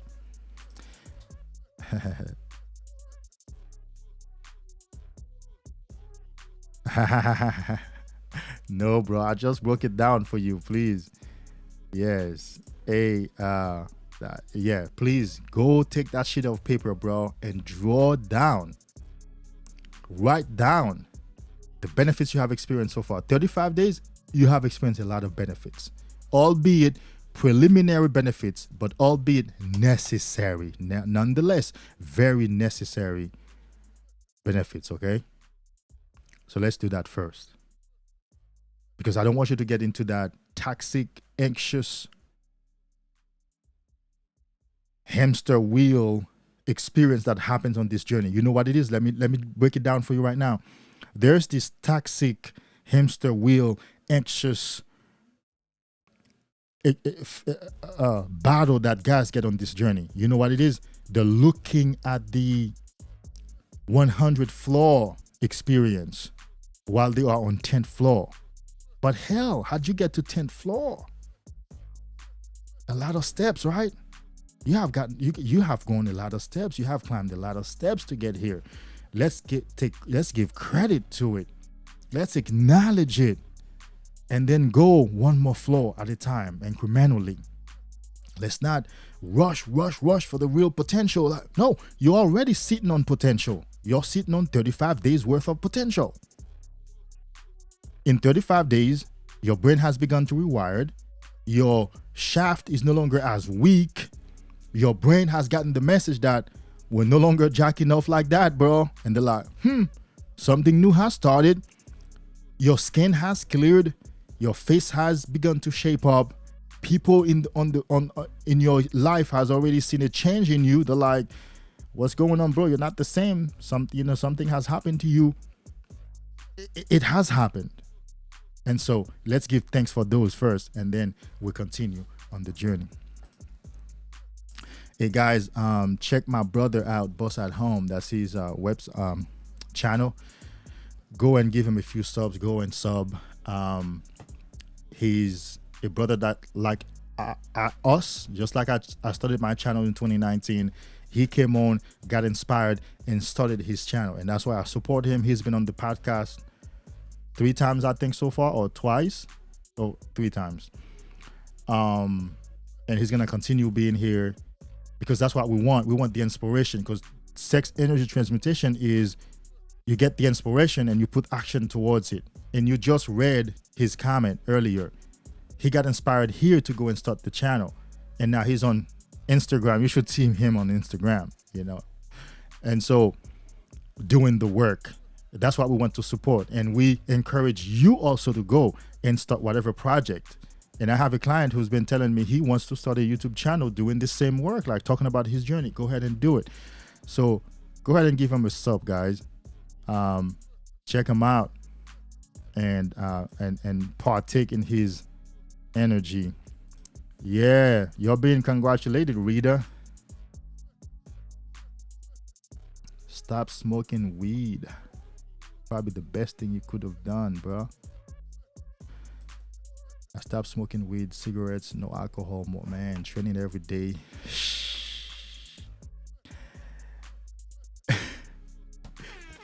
Bro, you're looking for more fruits? It's a perspective change. You stop smoking weed? Okay, let's stop right here. This is big. This is big.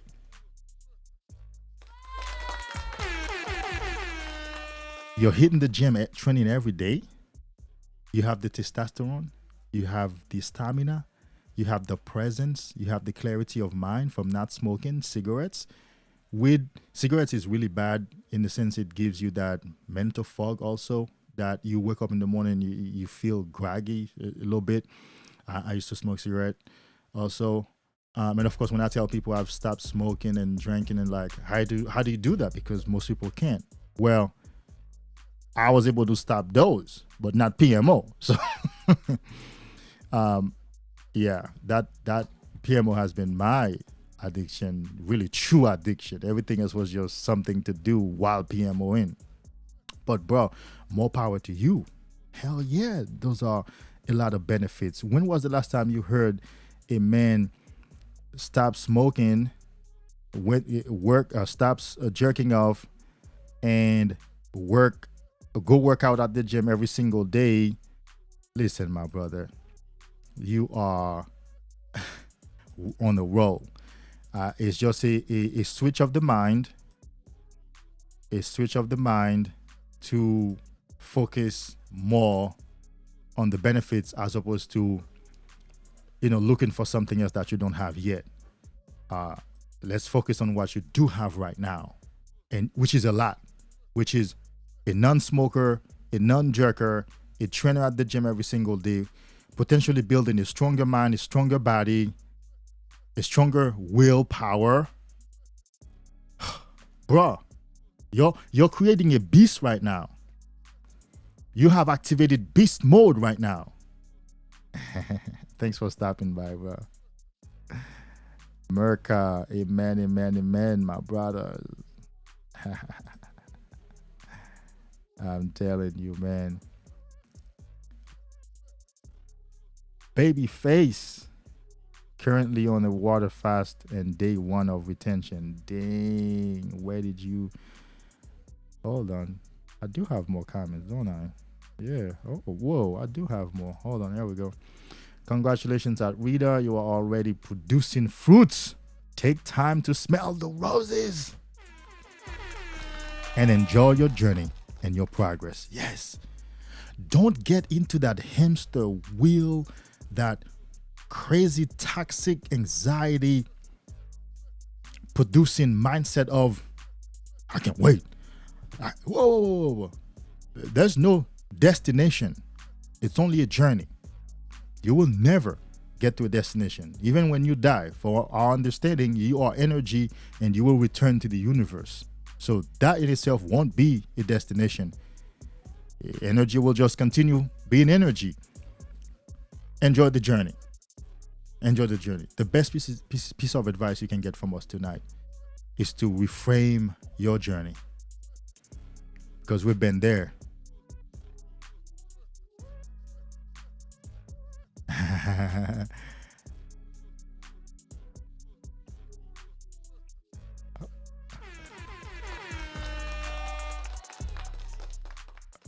Hold on. Babyface is you mentioned retention, right? So you're using a woman as your profile picture, but you must be a man.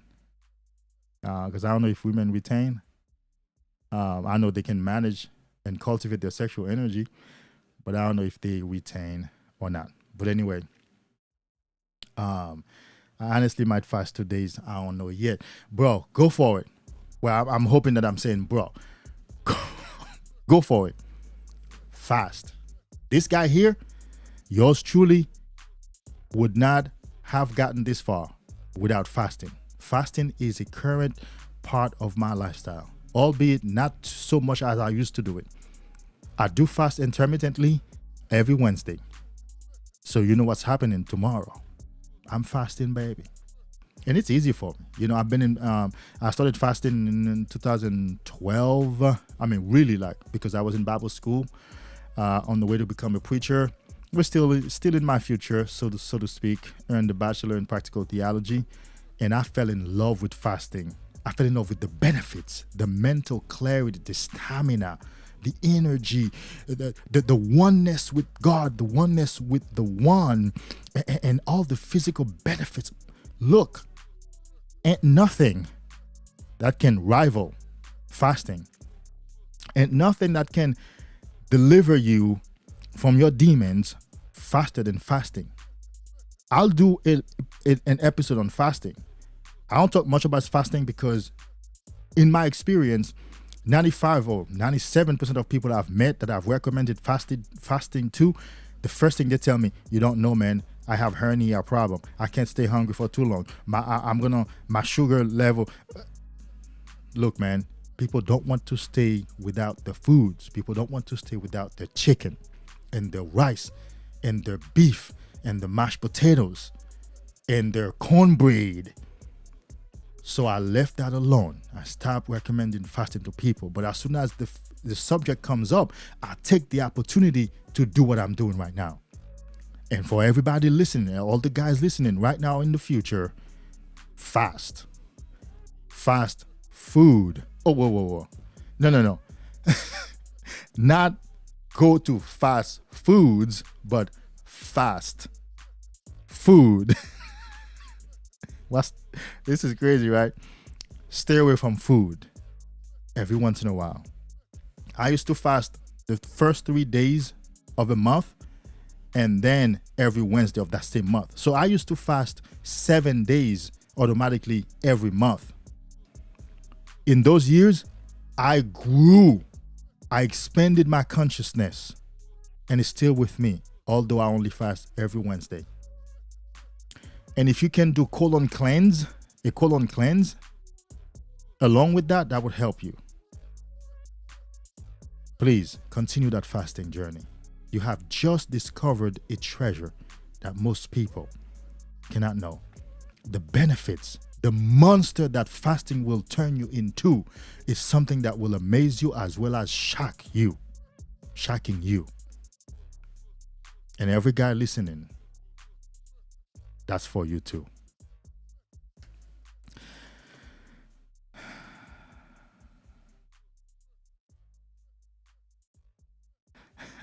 Oh, it's a filter. I got you, bro. No judgment. Look, man, I'm goofy. America, what's up? The healthier the tree, the better the fruit it can offer.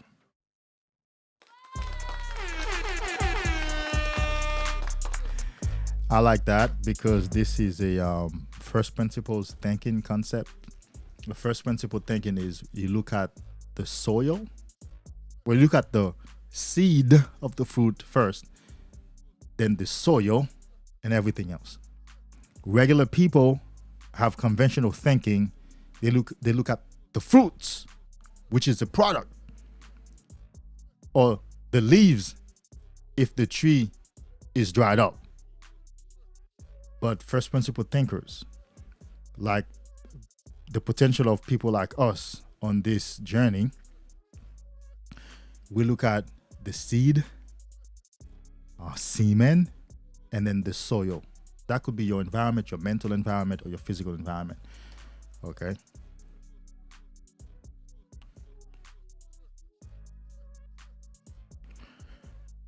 Do you take cold showers to transmute your sexual energy? If the power is high, how do you control it? Maybe before sleep,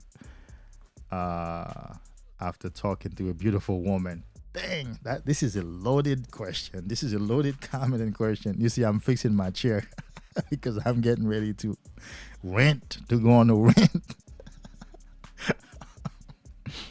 I'm goofy, y'all. But yet very powerful and admired. And yeah. I'm fixing my chair. I'm like, all right, let's jump on this.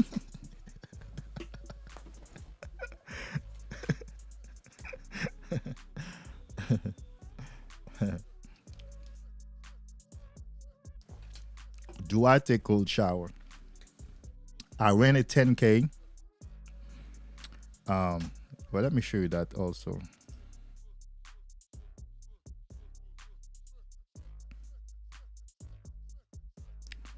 I ran a 10K today. We're talking about running, okay? It wasn't on a treadmill or anything. I'm talking about the streets and the park. Let's show it to you, and then I'm gonna give you the answer and other answers. Oh. Good. People feel my confidence when I walk by them. My eyes are seductive and mesmerizing. I am the most handsome man on earth. I am irresistibly attractive. I take pride in the way I look.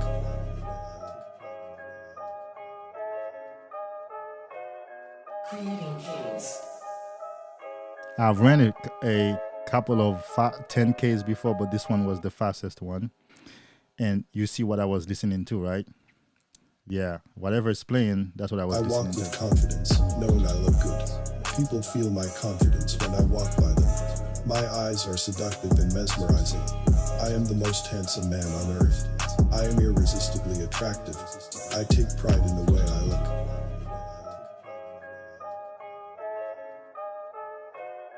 Creating K's.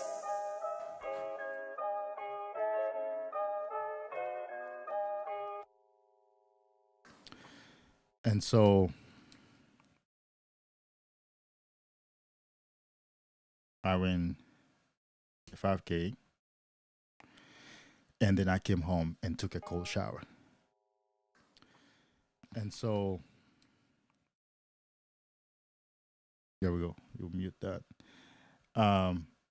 That's what I wanted to tell you. I took a cold shower after running that 5K, 10K. Oh, God forbid, it's 10K, not 5K. But my regular run is a 5K. And I took a cold shower. I don't need to wait until I have urges, which I don't really experience urges no more. And I want you to understand that. I want you to look forward to a time when you will not have urges. You will just get a massive, crazy hard on. What to look forward to is a day when sex will no longer be on your mind. Sex will only be in your shaft, in your pelvic floor. That's where I'm at. Looking forward to a date when I know I'm gonna smash is not on my mind until I show up in her presence. I gotta be honest with you. Until I show up, I see that little beautiful 5'2" thing, clear scan, perfect scan, you know. Once you have healed yourself, and you show up in her presence, it's like, I'm gonna destroy this tonight.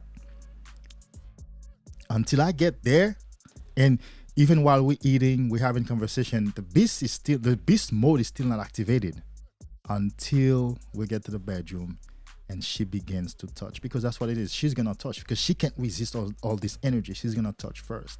She can't resist all this, and beast mode is activated. That's freedom, bro. That's liberation. Because usually most of us are consumed by sexual thoughts.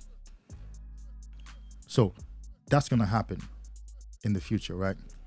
So I do take cold showers, yes, and I don't experience urges. I don't take cold showers because I'm experiencing urges. No, my hard-ons, I get hard, I stay hard, and life goes on until a few minutes back it goes down, and that's about it. There's no struggle or what to do. But of course, it's been 5 years on the journey. Not 5 years of retention straight, but 5 years of practicing the journey. 5 years of learning, practice, 5 years of practice. That's how, when I comment on a NOFAP / Semen Retention video, I always say that I've been on this journey for 5 years. I've been practicing NOFAP Semen Retention for 5 years, not straight. I always give that as a that's my introductory line, because I don't need you to think that it's 5 years straight holding. I don't want to hold for 5 years. I don't. You can go ahead and do that if you want to do that, but I don't. But it's 5 years of practice of these principles, right? So I transmute the energy by doing what I need to do. I work. I needed to run this morning. My mind was like, well, maybe you can run tomorrow. Just go and make some money out there. I'm like, nah, Because once I got that initial thought of running, because last night my mind, my spirit, my higher self said, the best thing we can do, one of the best things we can do tomorrow, being Tuesday, is running. You're gonna get to that point, and I encourage you to stay on this journey, bro. I encourage you, I implore you, because you're gonna get there. It's gonna be like a salvation, like you have a savior that's walking with you. The savior is going to say to you the night before, one of the best things we can do tomorrow is this, take this action. How would you like that? How would you like to have that savior walking with you? So my savior last night said, one of the best things we can do tomorrow is running. So when I woke up in the morning, first my mind is like, oh, maybe not today. Man, I put on my gear and ran. And accidentally ended up running the 10K. I didn't mean that. That's not what I wanted to run. I wanted to go for my usual 5K and maybe a little bit more.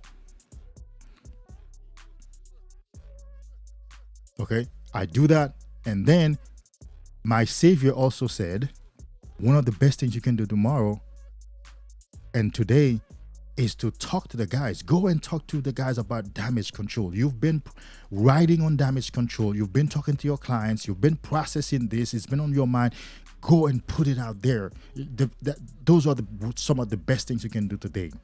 I did them. We are 2 hours in on this live. I ran.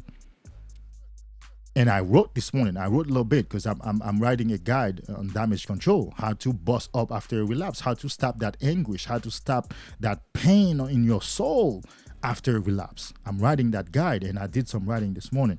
That's how I transmit my energy. And doing this live is giving me way more energy also. So when I'm done here, I'm going to go out there in the world and find something to do or sit here and do some more work. But I'm going to go outside to breathe. I'm going to go for a drive to breathe and get in the world and interact with some people out there in the world, which means I'm probably not going to go to sleep early tonight, because that running gives you a lot of stamina, energy, and doing this work also is going to put me into this high dopamine and endorphin state afterwards, so which prolongs my wakefulness and time to produce and create. That's how I do that. So practice. Cold shower practice is very necessary. Do it, stay with it. And of course, it increases your testosterone anyway. And it calms you down. And you're going to need that when you start having sex without ejaculation. You're going to need that. One of the things that I practice is after 1 or 2 hours with a woman, because I go long. I need one night at least. Well, it used to be my women, but now it's one woman. I have to correct that because she could be watching these videos at any given time. So this woman now, it has to be a night. It has to be arranged. Take the day off. Be rested. It has to be at least one night. Whole night, no sleep. Then quarter way in, I get up and hop in the shower and take a cold shower. And usually, depending on how it is, I'll take another shower. There have been times where I've taken up to 3 showers during the night of the sexual activity with her. Not only it increases testosterone, but the main goal is to calm me down, not to get to the point of beyond no return, where like you have to bust in that type of thing. Because all the friction and all the stroking and all the touching and kissing and looking will get to a point where it will feel like, this energy is pushing, like you need to get it out. You need to bust that nut. So unless you hop in the cold shower and take a cold shower, it's going to push you past the point of no return. It's a lot of work. It's hard, guys. I got to be honest with you. It's hard. I just did it this past Saturday and Sunday. It's hard.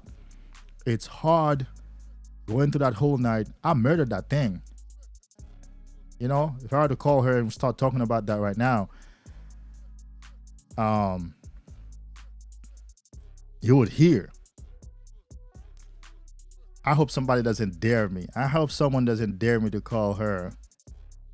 And of course, she wouldn't know that I'm on the live and start talking about this past weekend. But of course, we speak other languages. She might try to speak our mother's tongue. But anyhow, That's how I change with my energy, bro. And what was the other part of the question? Before you sleep or after talking to a beautiful woman? All right. So what you need to do? Here is something to do, bro. I see your comment about cold shower, boss at home. I'm coming to it. You're gonna have to heal from this beautiful woman thing. You're gonna have to unhook yourself from a woman's beauty. I have maybe 2 videos on my channel. I can't remember what the titles are, but those videos teach how to unhook yourself and how to heal yourself from the feminine, and beauty is one of them. Right now, the reason you're saying how to prevent urges or how to control your urges after you talk to a beautiful woman, it's because a beautiful woman in your mind is something that's going to generate sexual energy in you, and therefore you need a remedy for that sexual energy after talking to her. Well, that's what we need to change. We need to change her. We need to change the perspective of a beautiful woman is going to do this to you. We need to change that. And what we need to do is we need to unhook you from the idea of that's a beautiful woman, and therefore a beautiful woman is going to make me cause me to feel sexual energy or to rise my sexual energy. We want to get rid of that. We want you to get to a place of the place where whether that's a beautiful woman or not, you're not moved. Nothing happens to you until you're ready to do the damn thing. It's a long way from here, but definitely a cold shower, visualization, breathing exercise. Very important. A cold shower and breathing exercise are 2 core practices in my life right now when it comes to sexual engagement with a woman. I'm penetrating, I'm breathing, I'm stroking. We can talk, if you could catch me and her talking, I'm breathing and I'm going in and out and in and out, and taking my time, pam pam pam pam pam and I'm breathing heavy, and she's used to it. She knows that I need to do breathing exercise. Okay, I'm a monster right now. I'm a beast. The beast has been unleashed. Unless he does breathing exercise, he's gonna kill me. Like, I need him to breathe. I need him to go and take a cold shower. She knows by now, so she knows by now. So breathing exercise afterwards and a cold shower will help you. But in the long run, make it your goal to unhook yourself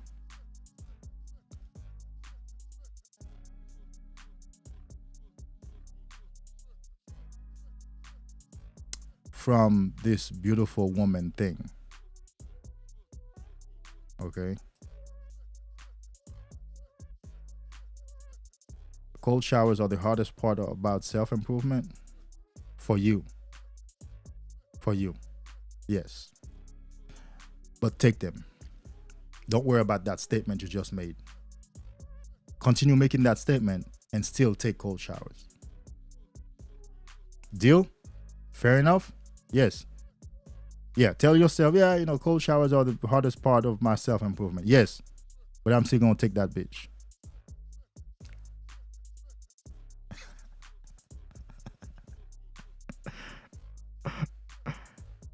All right, brother. Thanks for stopping by. I appreciate you. Go to the gym, work yourself out, become a monster, channel that energy,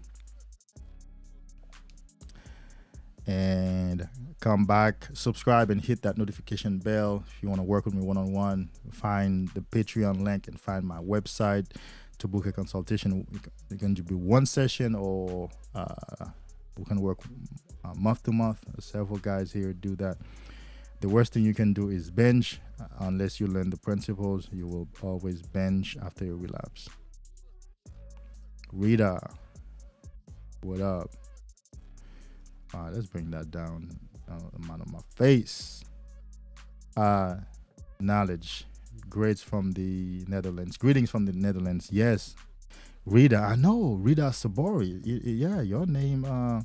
2 weeks ago, it was -10 for a month. I combined.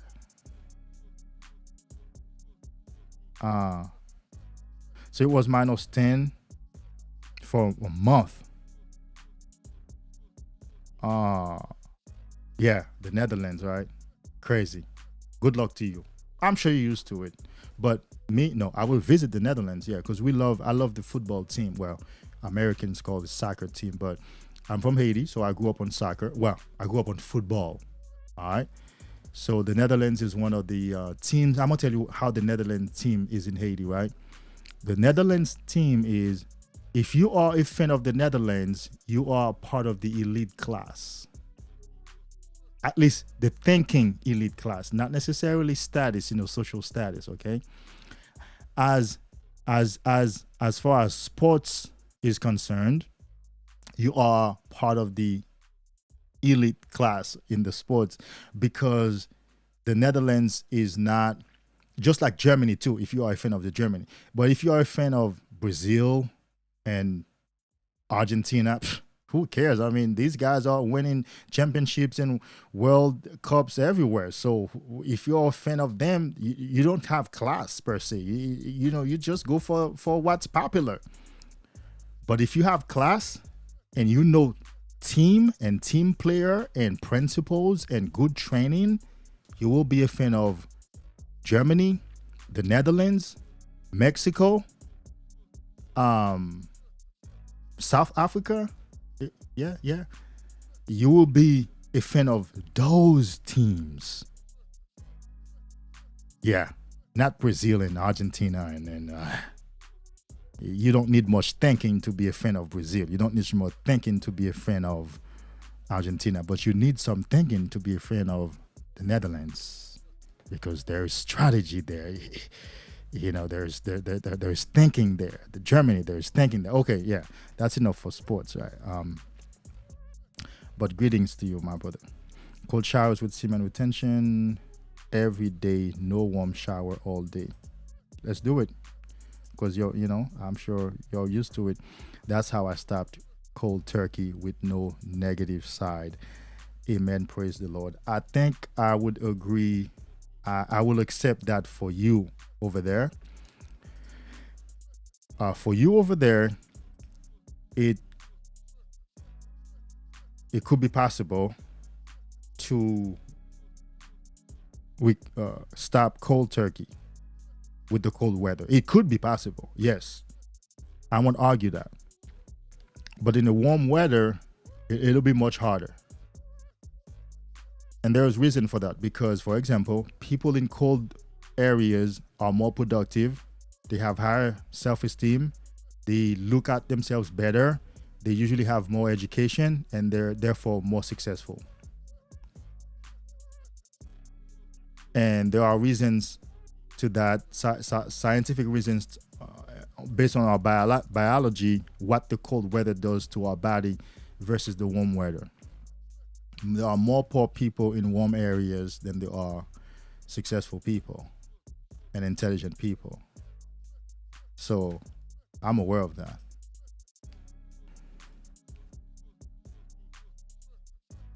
Let's go, Merca. Now that you mention it, if I go for 3 years of SR, no ejaculation, will hurt the prostate? That's a good question. It's a good question, and it requires particular. Give me a few more likes, guys, if you're here. It requires a particular answer. My research and my understanding is your reproductive system, your pelvic floor, that includes your prostate, need movement. They need work. The use it or lose it is applicable here. The use it or lose it principle is applicable here. And I can tell you from my own experience, when I went 6 months without nothing, no edging, no touching, no stroking of nothing. I did kind of feel like something needed to happen to my prostate or my pelvic floor. This is why I'm not a proponent of a lifetime retention. I'm not a proponent of staying away from sex altogether. I'm not. Because it's arguable, but there may be some damage that happens. What I'm a proponent of is a well-rounded, healthy experience. What does that look like?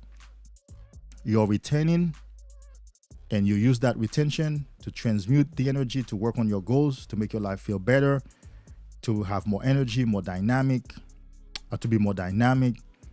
And also, every once in a while, you have sex. You use that power. You put that power to use in the bedroom. Experience powerful erection. Whether you ejaculate or not at that time, it still doesn't matter. But you're using your reproductive system. You're using your pelvic floor. You're using your shaft. You're using your urethra. You're using your energy. Your prostate is getting that energy flow, that blood flow. You're using that. That needs to be used. It needs to be exercised. So thank you for the question. I am not a proponent of just forgetting about your dick and that's it. Some guys are. Good luck to them. But I am more of the opinion of a well-rounded experience and healthy experience in this life. We're gonna die soon. If you want to spend a couple of years or whatever, there's this guy, he's a multimillionaire and 27, has never had sex.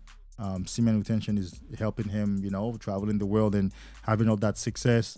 Hey, he had never had sex. He has never had sex, so he doesn't know what busting a nut feels like.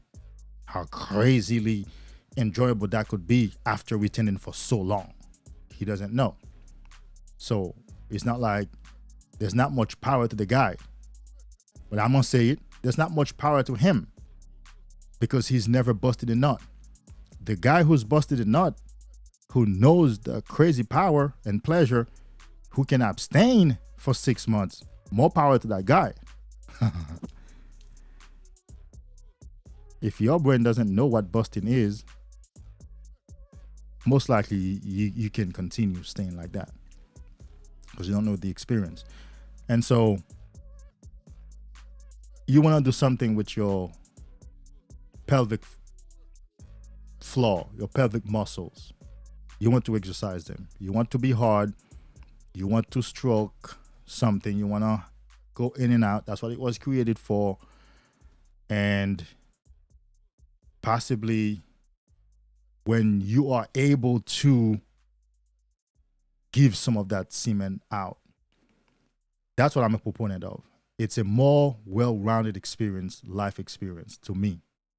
Then I'm retaining here for 3 years. To what end? You're gonna die soon anyway. If you live 75, you're lucky. You're blessed. But what you can do though, which is the hardest for you, is to retain as long as possible. Use that retention, get in the gym, transform your body, get on your creative projects, make your life beautiful. Really let it make you become a different man and use that consciously. Don't put that on autopilot. And every once in a while, enjoy the company of a woman. And why not too? The ecstasy of a good bust. But then you have to learn to make it work for you. And a lot of guys actually don't want to practice semen retention because they've been told it's going to hurt the prostate. And it can. It does carry. It seems it's arguable, but there is evidence that if you're not using your pelvic floor, if you're not using your pelvic muscles, you're not using your shaft, your urethra, we need to use them. How about that? Let's stop there.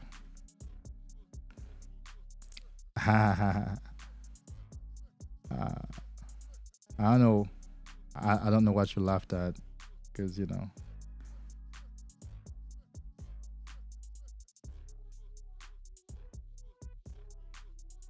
No problem, bro.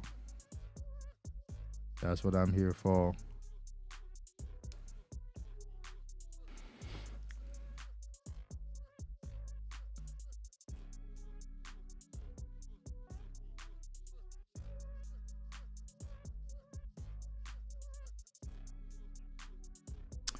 And so I'm gonna tell you what happened to me. I have a 1 terabyte. That's what you say, right? 1 terabyte external drive that I save almost everything on. The only thing that's not saved on that is my thumbnails, which I don't reuse, or the pictures that I used to use for thumbnails. And also what I call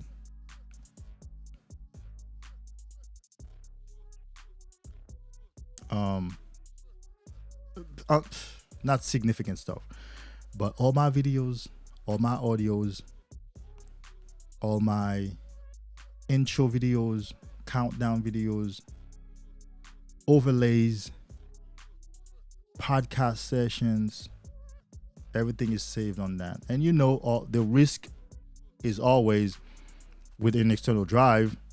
One day you might plug it in, it doesn't mount on the computer. It's not being read, like it's not opening. And that happened. And I'm like, oh shit. I'm like, okay, but it's time for something new. It's time for a new intro. It's time for new overlays. You see, I don't have any overlays. It's time for, I had to quickly make that countdown, static. I don't have any introduction. I don't have any Patreon videos, no transition, no outro. I'm just going to have to click done. But that's what other guys are doing anyway. But I pay money for this program, so I want to be able to use it to its capacity. I pay $25 a month for this program. It's my perfectionism. I don't want to use StreamYard.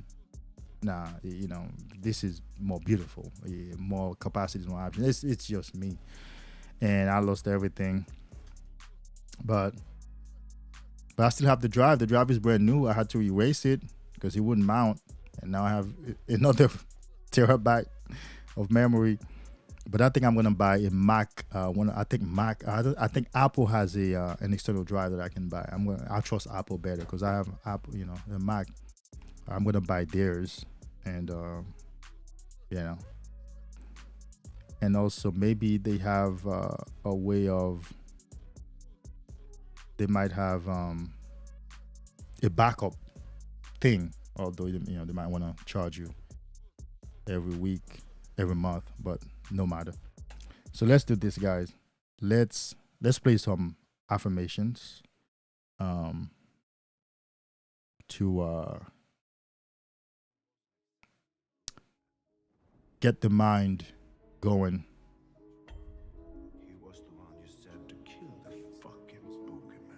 Let's go.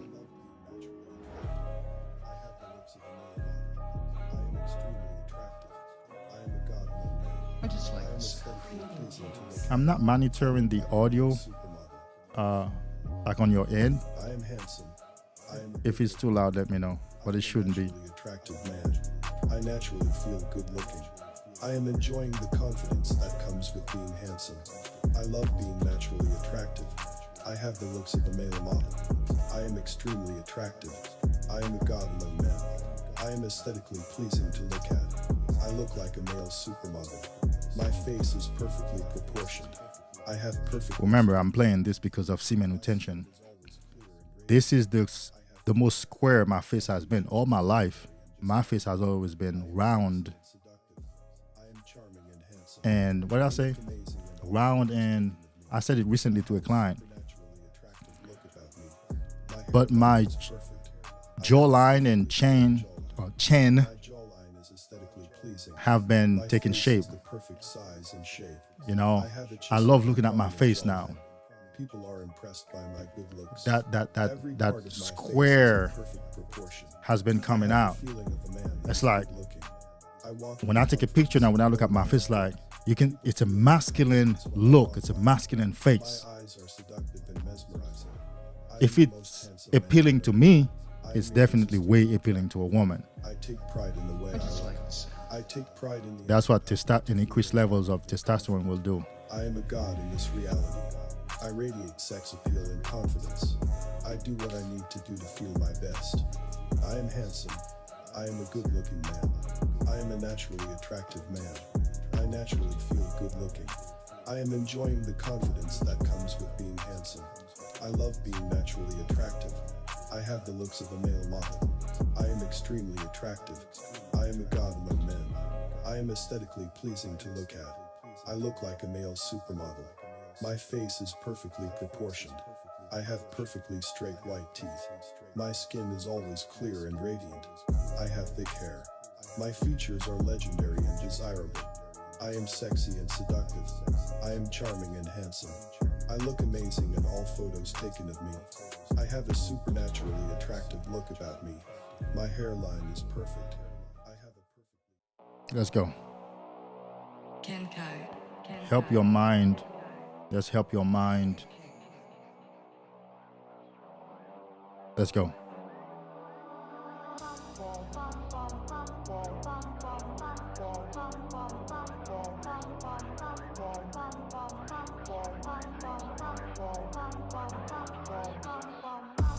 I am a conqueror. I conquer my emotions. I conquer my inner demons. I conquer my lower self. I conquer my limiting behaviors. I conquer all that stands in my way. I always win. I am a glorious winner. I am triumphant. I am a hero. I am a champion. I am infinite glory. All is mine. This world is now mine. I boldly go after what I want. I am powerful. I love the power that I feel. I speak only of what I know to be true. My voice is powerful and I speak with authority. I make my own way in the world. I live to conquer this reality. I am the ultimate conqueror. I give energy to my goals. I am successful in all that I do. I was born a glorious conqueror. I always embody excellence. I have powerful confidence within me. I am proud of myself and the growth I have achieved. Growing a beard is what a man is supposed to do. Women love a beard. Other men respect men with beards subconsciously better than men without a beard. Yeah. And of course, a beard helps your masculine look, because that's what is supposed to happen to you with testosterone, right?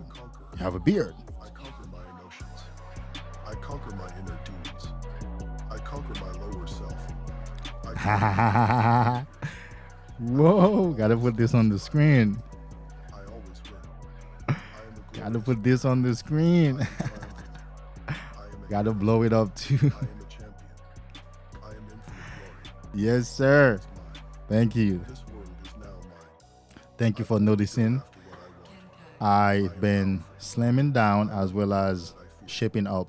I speak only of what I know. I ran a 10K this morning. My voice is powerful and I speak I ran a 5K last Saturday, and I'm running another 5K this Saturday, if not Thursday. I give energy to my goals. And I work I am successful hard in all in the that gym. So, and so yes, I've been slimming down. Somebody steals from me. Thank you for noticing. Defends me. Bro, I've been looking so good. I don't want to say that's the best I've looked. I think Stick it on a pike. Raise it high up. there was a time, even doing PMO, I got in the gym. Deserves the order of things. I was slimmer, but I'm loving my look at 41. I'm loving my energy, the way my face and my jawline and chin have been shaping up, the lusciousness in my beard and my hair. They're so luscious and oily by themselves. I don't put anything in them. And the shape that my body's taking, my walk, it's crazy, bro. It's crazy. Others see me as powerful and self-assured. My confidence is rock solid. My voice is powerful and I speak with authority. My core personality is of confidence and assertiveness. I always get the job done with ease. People always respect me. I stand up for my beliefs. I am highly respected for the man I am. My potential for success is infinite. My voice is dominant. My opportunities are unlimited. Self-confidence is what I thrive off. I am successful in all that I do. I boldly go after what I want. I can have anything I want. I walk the streets like a beast. I need no one's approval and do whatever I please. I answer to no authority and make my own way in the world. I am and act superior.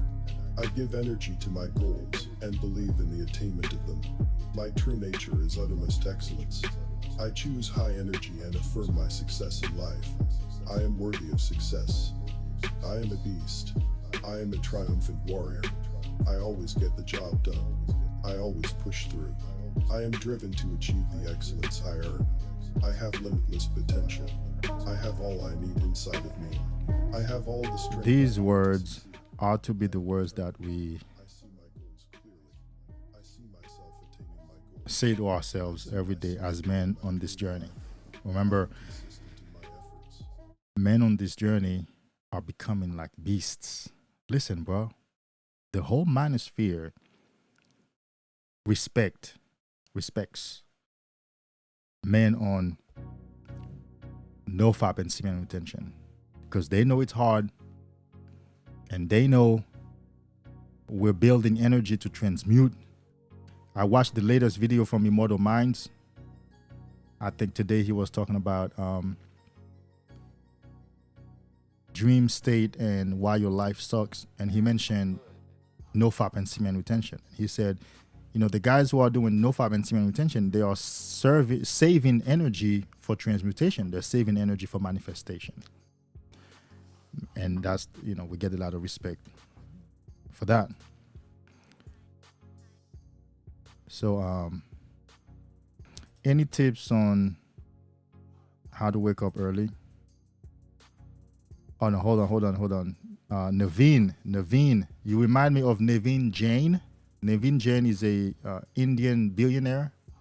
He's a tech mogul. He has a PhD, I think. I've followed him. One of the guys that I respect in the world, I like in the world. Naveen Jain. I started retaining after watching your videos. Whoa. Thank you. Another one. Thank you. And I really appreciate all that you preach. I've grown a lot mentally after starting NOFAP, and I've gotten over porn addiction. Whoa. Thanks to you. I need to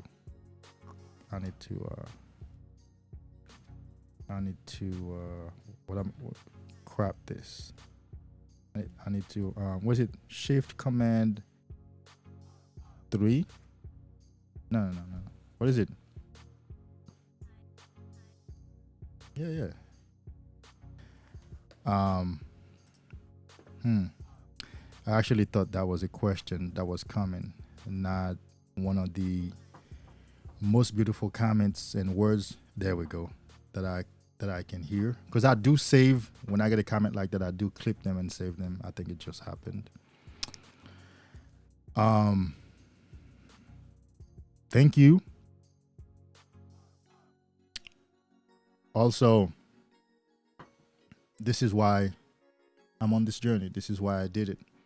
This is why I've been preparing to do this since 2017. 2017 was when I really began to retain. I retained my first 40 days in 2017.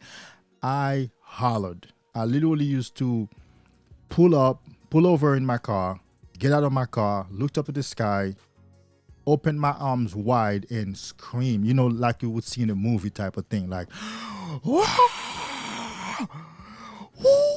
because, yeah, I needed to do that, or else I'll just bust a nut.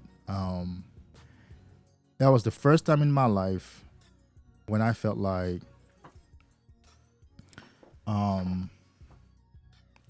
like, what have I been doing to myself? how have I been robbing my life? Yo, and it's still here. You know, I tell my girl, sometimes I want to holler, baby. Like I got to take this cold shower. If I don't take this cold shower, I must spend literally the whole night in you. And that's what I do. I spent the whole night on top of her, behind her, on the side of her, the whole night. And then when I'm by myself, you know, my regular life, sometimes I want to holler. I want to scream like, whoa, like literally. I think I need to get into boxing. Somebody said that, and I think I need to get into boxing. Now when I'm exercising, I scream. Like today, when I ran this 5K, I was doing walking lunges at the end, and I was screaming like, whoa, because it hurt. But I've gotten into the practice of letting it out from my voice, as opposed to like, like let that thing out. Talk to myself and let it out. And in 2017, I said, if I ever recover and I ever, if I ever can master myself to a certain level, I will come back and share what I've learned on this journey with the world, with my brothers around the world. That used to be my statement, with my brothers around the world. I broke up in a relationship with a woman. I told her, man, whatever we're doing here is not working for me. You know what? I'm going to go. Because I have work to do. My brothers around the world are waiting on me. They're waiting on me to share my experience and knowledge from recovery. Because she knew when I met her, and we still talk about that. You know, she knows that's what I do. You know, like when I met her, I told her I'm addicted to porn. I'm jerking off all the time, but I'm on the journey of recovery. And now she's seeing the recovery, and now I'm doing this work. I'm laying down with her. Text messages are coming in from my clients and stuff, and of course she's seen my videos. I mean, there's a lot of respect in that. And I always say I do this work to hear this. That's what I do it for. You know, Boss at Home earlier said he started his channel after watching my videos, got inspired, got on the journey, changed his life. Now has his channel. He's on Instagram. It's a whole new different life. You know, what else? That's much better than busting a nut. That's much better than talking about, telling you the story of how many women I've slept with, or even trying to do that, pursuing women. No, I'm going to use, how many hours is this? 2.5 hours so far. Let me use these 2.5 hours to impact a man.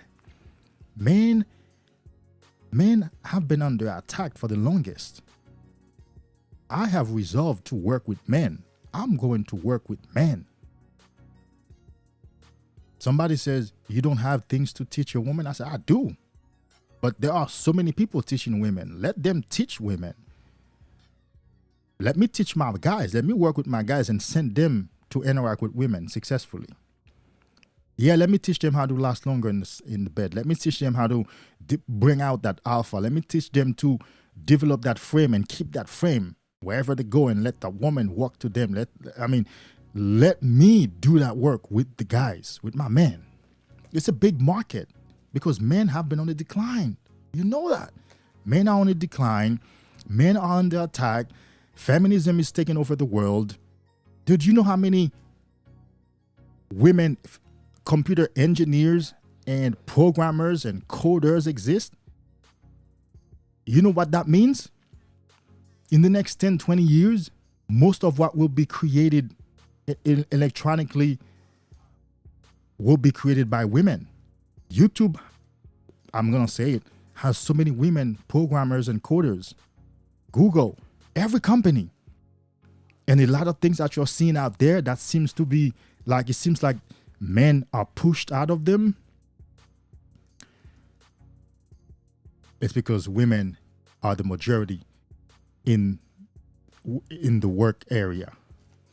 I recently was at Walmart checking, I happened to be by the greeting card session before Valentine's Day. You know, they have a big poster picture on top of that section. You know, they have that section where all the cards are, and then on top there's a huge section where they put the big poster pictures. There were only 2 pictures there. And of course, that section was Valentine's Day cards. You know what those 2 pictures were? One of them were a picture of 2 women. Now, it wasn't explicit. They weren't kissing or anything like that. They weren't holding hands, but it was 2 casual, 2 women casual posing, like appreciation type of thing.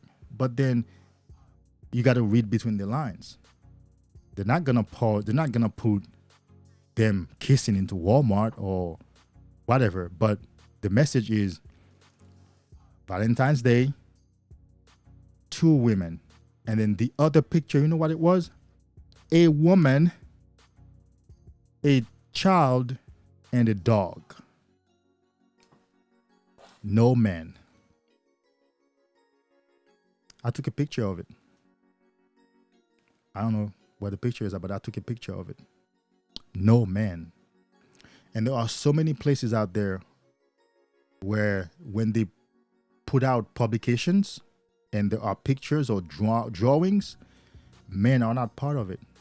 Even right here on Google, they're celebrating that Black History Month and they're putting stuff like with music in their drawings, or not drawings, but graphics. There's no men. And I got to tell you, I'm saying it right now. I'm saying it. I don't care. Even if I get to say it just once. Even on the creator dashboard, on the inside of YouTube, right? Like where I can go. If you don't have a channel, well, you can too, but if you don't have anything. When the graphics come out, the graphics have no men in them. The women and dogs and children. I'm going to stop on that tangent. Well, it's not a tangent because that's my work, really. And that's why I call it men's superpower. I want to work with men. I want to forever focusing on increasing my power, my personal presence, my frame, my masculinity, my voice, my power, both all psychologically, mentally, spiritually, knowledge-wise, and physically too. And every time I enter a space, nobody's going to forget that a man just walks in. They're going to see it and acknowledge it. A man just walks in. Whether they like it or not. I don't care. So that's why I do this work. So thank you for stopping by and sharing these words with us. I think this is the highlight of my day. Earlier, Boss at Home said the same thing, but he already said it before. I've heard it from him, and he and I have worked together. He's been on the podcast, but this is brand new. For me, that's my first time I'm seeing your name. Okay. Well, you can't grow a beard. Maybe not yet. How old are you, Merca? I don't know if I've asked you. Maybe not yet. But with enough retention, testosterone will kick in at one point in time. You probably will start seeing something.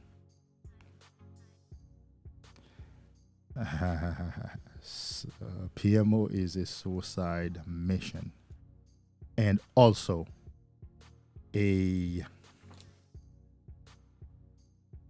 what's the word? When it's a murder mission too. It's not just a suicide mission, because a suicide, it's you getting rid of yourself, right? But it's also a what's the word when other people commit the murder? English is my fourth language type of thing. So which I think I've done a great job. I get compliments on that, but certain things I still either can't remember, or my brain, because the brain is still processing my other languages. It's also a murder mission. It's also a plan. Other people. It's a plan from other people too. It's clearly, if we want to talk about the porn part, let me put it back up. The porn part is also a plan for from women. I tell you, here's how I began to wake up in my on my PMO when I was PMOing, right? I began to watch videos, and one day it struck me that whoa, is she putting me down? Whoa, I thought that was fun. Like, isn't this supposed to be fun? That's when I began to wake up. Like, why is she calling me punk and slave and dirty and you little this and that, and you're gonna come here and worship me and keep doing this to me, and you're not gonna forget me. You'll never, you're gonna choose me over your girlfriend. You can't forget. I'm like, whoa, slow down. Yeah, because up to that point, I thought we were having fun. I thought, she's shaking her ass and whatever it's doing, like we're having fun. I thought it was fun. But when I had that first experience, I was like, whoa. And then I did some research. I found out that most of these women are women who actually hate men. They hate men, and they know the power of a bust. They know whatever you bust to, we rewire your brain to continue busting to, and to admire and to serve and to become a slave to it. So they know, they have the knowledge. Those porn creators have the knowledge. They know. When we have no Nut November, PH has also a free month, like that November free month for their premiums. When we have no Nut November, PH has a free month for their premium. Like because like, you can't do No Nut November. You come for guys who go while they're failing, like where you're failing No Nut November anyway. Here is something good to make you feel good. Here is a month free of premium on us.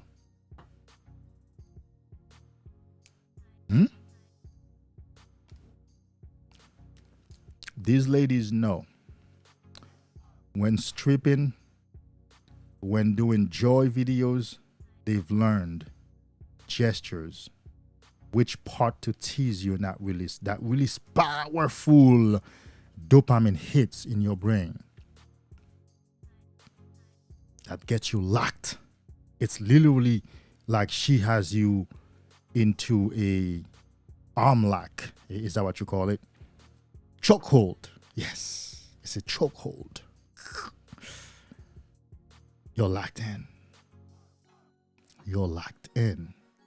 Because they are, sexually speaking, until you actually have released yourself from that, which I have, and I'm not talking about PMO, you have to unhook yourself from the feminine, period. And I'm going to tell you the different levels. From her beauty, her skin, her voice, her vajiji, her shape, and the position of sex when you have with her. Unless you have done this work, unless you have unhooked yourself from that, and also from love, you have to fall out of love with love. You have to fall out of love. Like, you can love a woman, be with a woman, but you have to fall out of love with love. You have to fall out of love with the toxic part of what they call love, romantic love, so that you can become a strong man. Unless you unhook yourself from feminine beauty, touch, voice, face, skin, vajiji, and positions.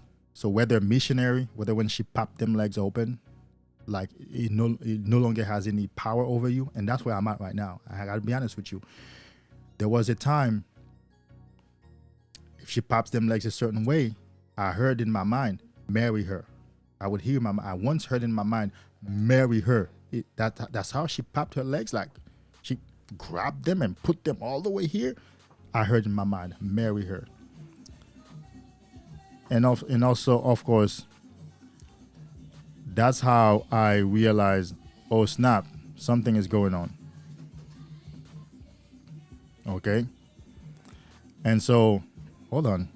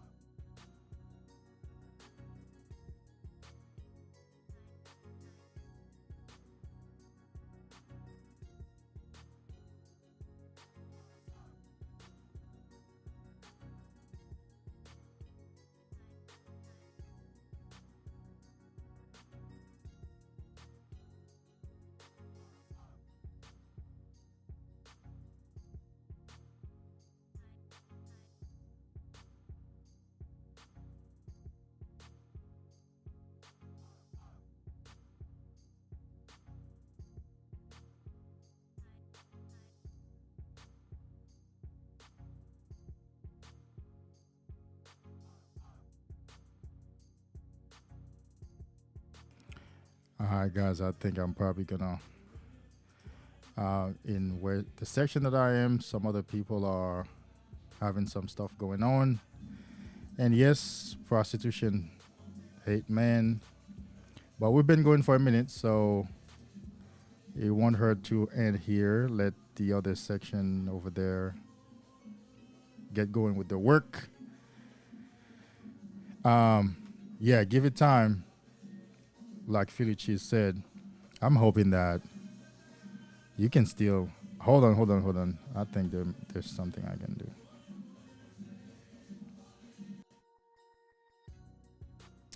do. Uh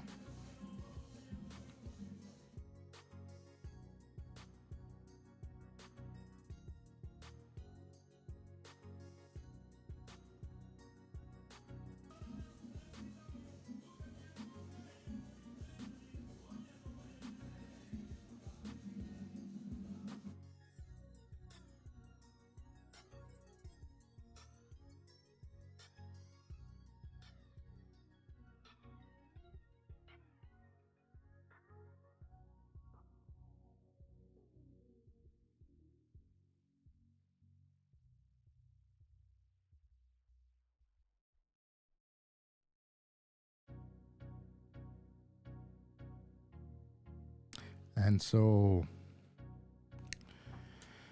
uh remember, men is a big business in the world. I have said that times over. Men is a big business. We are a big business. The government make money with us. Businesses make money with us. Women make money with us. And men make money with us. We are a big business. Anyhow, fellows, I thank you. I appreciate you. It's been great. Like the video, like the live if you haven't. Check my Patreon if you haven't.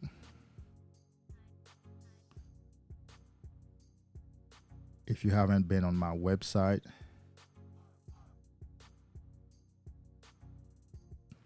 check that website and do a consultation with me. Could be one free consultation, 30 minutes or 1 hour paid consultation, or a monthly coaching through Patreon. And you can get the help that you need. Check my website. I did show you my website earlier.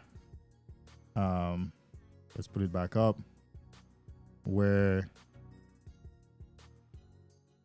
there is a detailed part of a bio of me, where you will see a timeline of my journey, my PMO journey, from 13 years old, where I met the devil through a Playboy magazine way back in the woods in Haiti, the poor country of Haiti. PMO still works there. So I like a men's superpower. That's my website right here. And by the way, I've built it myself. I've had some experience. I'm using Constant Contact platform. I do like their neat colors and edges and stuff. You know, it's different than what's the other one? I don't like the other one. A men's superpower. Success by Sex Energy Transmutation. A men's superpower is red pill conditioning, rational male thinking, life path and purpose, and sexual discipline. And what is the sexual discipline? Right here. Semen retention and sex energy transmutation. Semen retention and sex energy transmutation will transform your life from mediocrity to excellence, depression to excitement, weakness to strength, beta male to an alpha king, and simp to a rational male. And then I have my vision, my mission statement. So check it out and let me know what you think. You can support my work, ask me a question, check out my podcast, contact me, read about me, and all the good stuff. So if you wanted a consultation, you will come here and select the area, NOFAP Semen Retention, select me, and then you'll have the available dates and times to book with me and all the good stuff. So, bro, stay on this journey. Like I always say, you are on the right path. You are on the right journey. The journey of self-discovery, the journey of self-love, the journey of self-empowerment. Stay on this journey. This is the right journey for you to be on. Don't worry about how hard, how many times you've fallen. Don't worry about how many times you've relapsed. Stay on the journey. It's the best journey for you to be as a man. What you gonna do? Follow The View? Watch The View? Follow women? Join feminism? What you gonna do? Remain a beta male? What's the alternative? Remain poor? Remain broken? Remain unable to deal with women? Unable to succeed with women? I'm succeeding now after so many years of, gosh, I don't know. Yeah. You can watch yourself literally turn things around. You can watch yourself taking control and command with a woman. You know, women like to exaggerate and go on the extreme when you're talking to them. Oh, I don't know about that. Or everybody's doing it. Or it's always the same. All men are the same. And now I'm watching myself calmly and happily and quietly correct them, or not correct them, but assert myself. Whereas for me, here's what's going to happen. I don't care what you're talking about. All these extreme statements you're making, but if you want to deal with me, here is what's going to happen. I'm either a king in your life or a peasant. I don't have a problem with being a peasant. It's just not going to be in your life. It's going to be somewhere else. But as far as we are concerned, I'm going to be a king. I just told a woman that this past Sunday. I swear to you. We had some issues, you know, little issues. Well, right now they're little, but back in the days, they would be big for me because I couldn't handle them. I said, listen, I'm either going to be a king in your life and be treated as such, or a peasant. Nothing at all. That means I walk away. I'm not in your life. What's it going to be? Well, and she's like, well, I want you. I love you. I want you. I've never changed my mind. And okay, well, I guess king, I'm going to be in your life then. Well, act like it. Gosh. Yeah. So you're on the right journey. You're on the right path. You're doing the right thing. Stay on this journey. Until next time.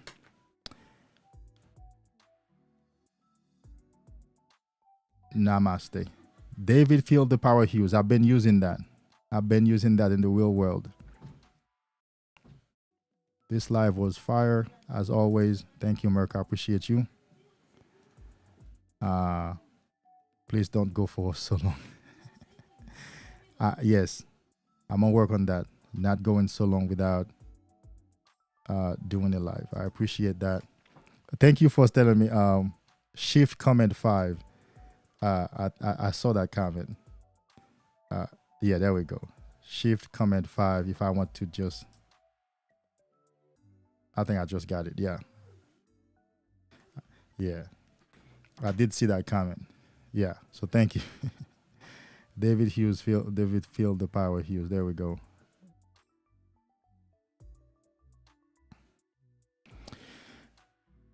I will see you next time, my brothers. I'll do my best not to go as long. But until next time, do this for me. You are on the right path. You are on the right journey. The journey of self-discovery. The journey of self-love. The journey of self-empowerment.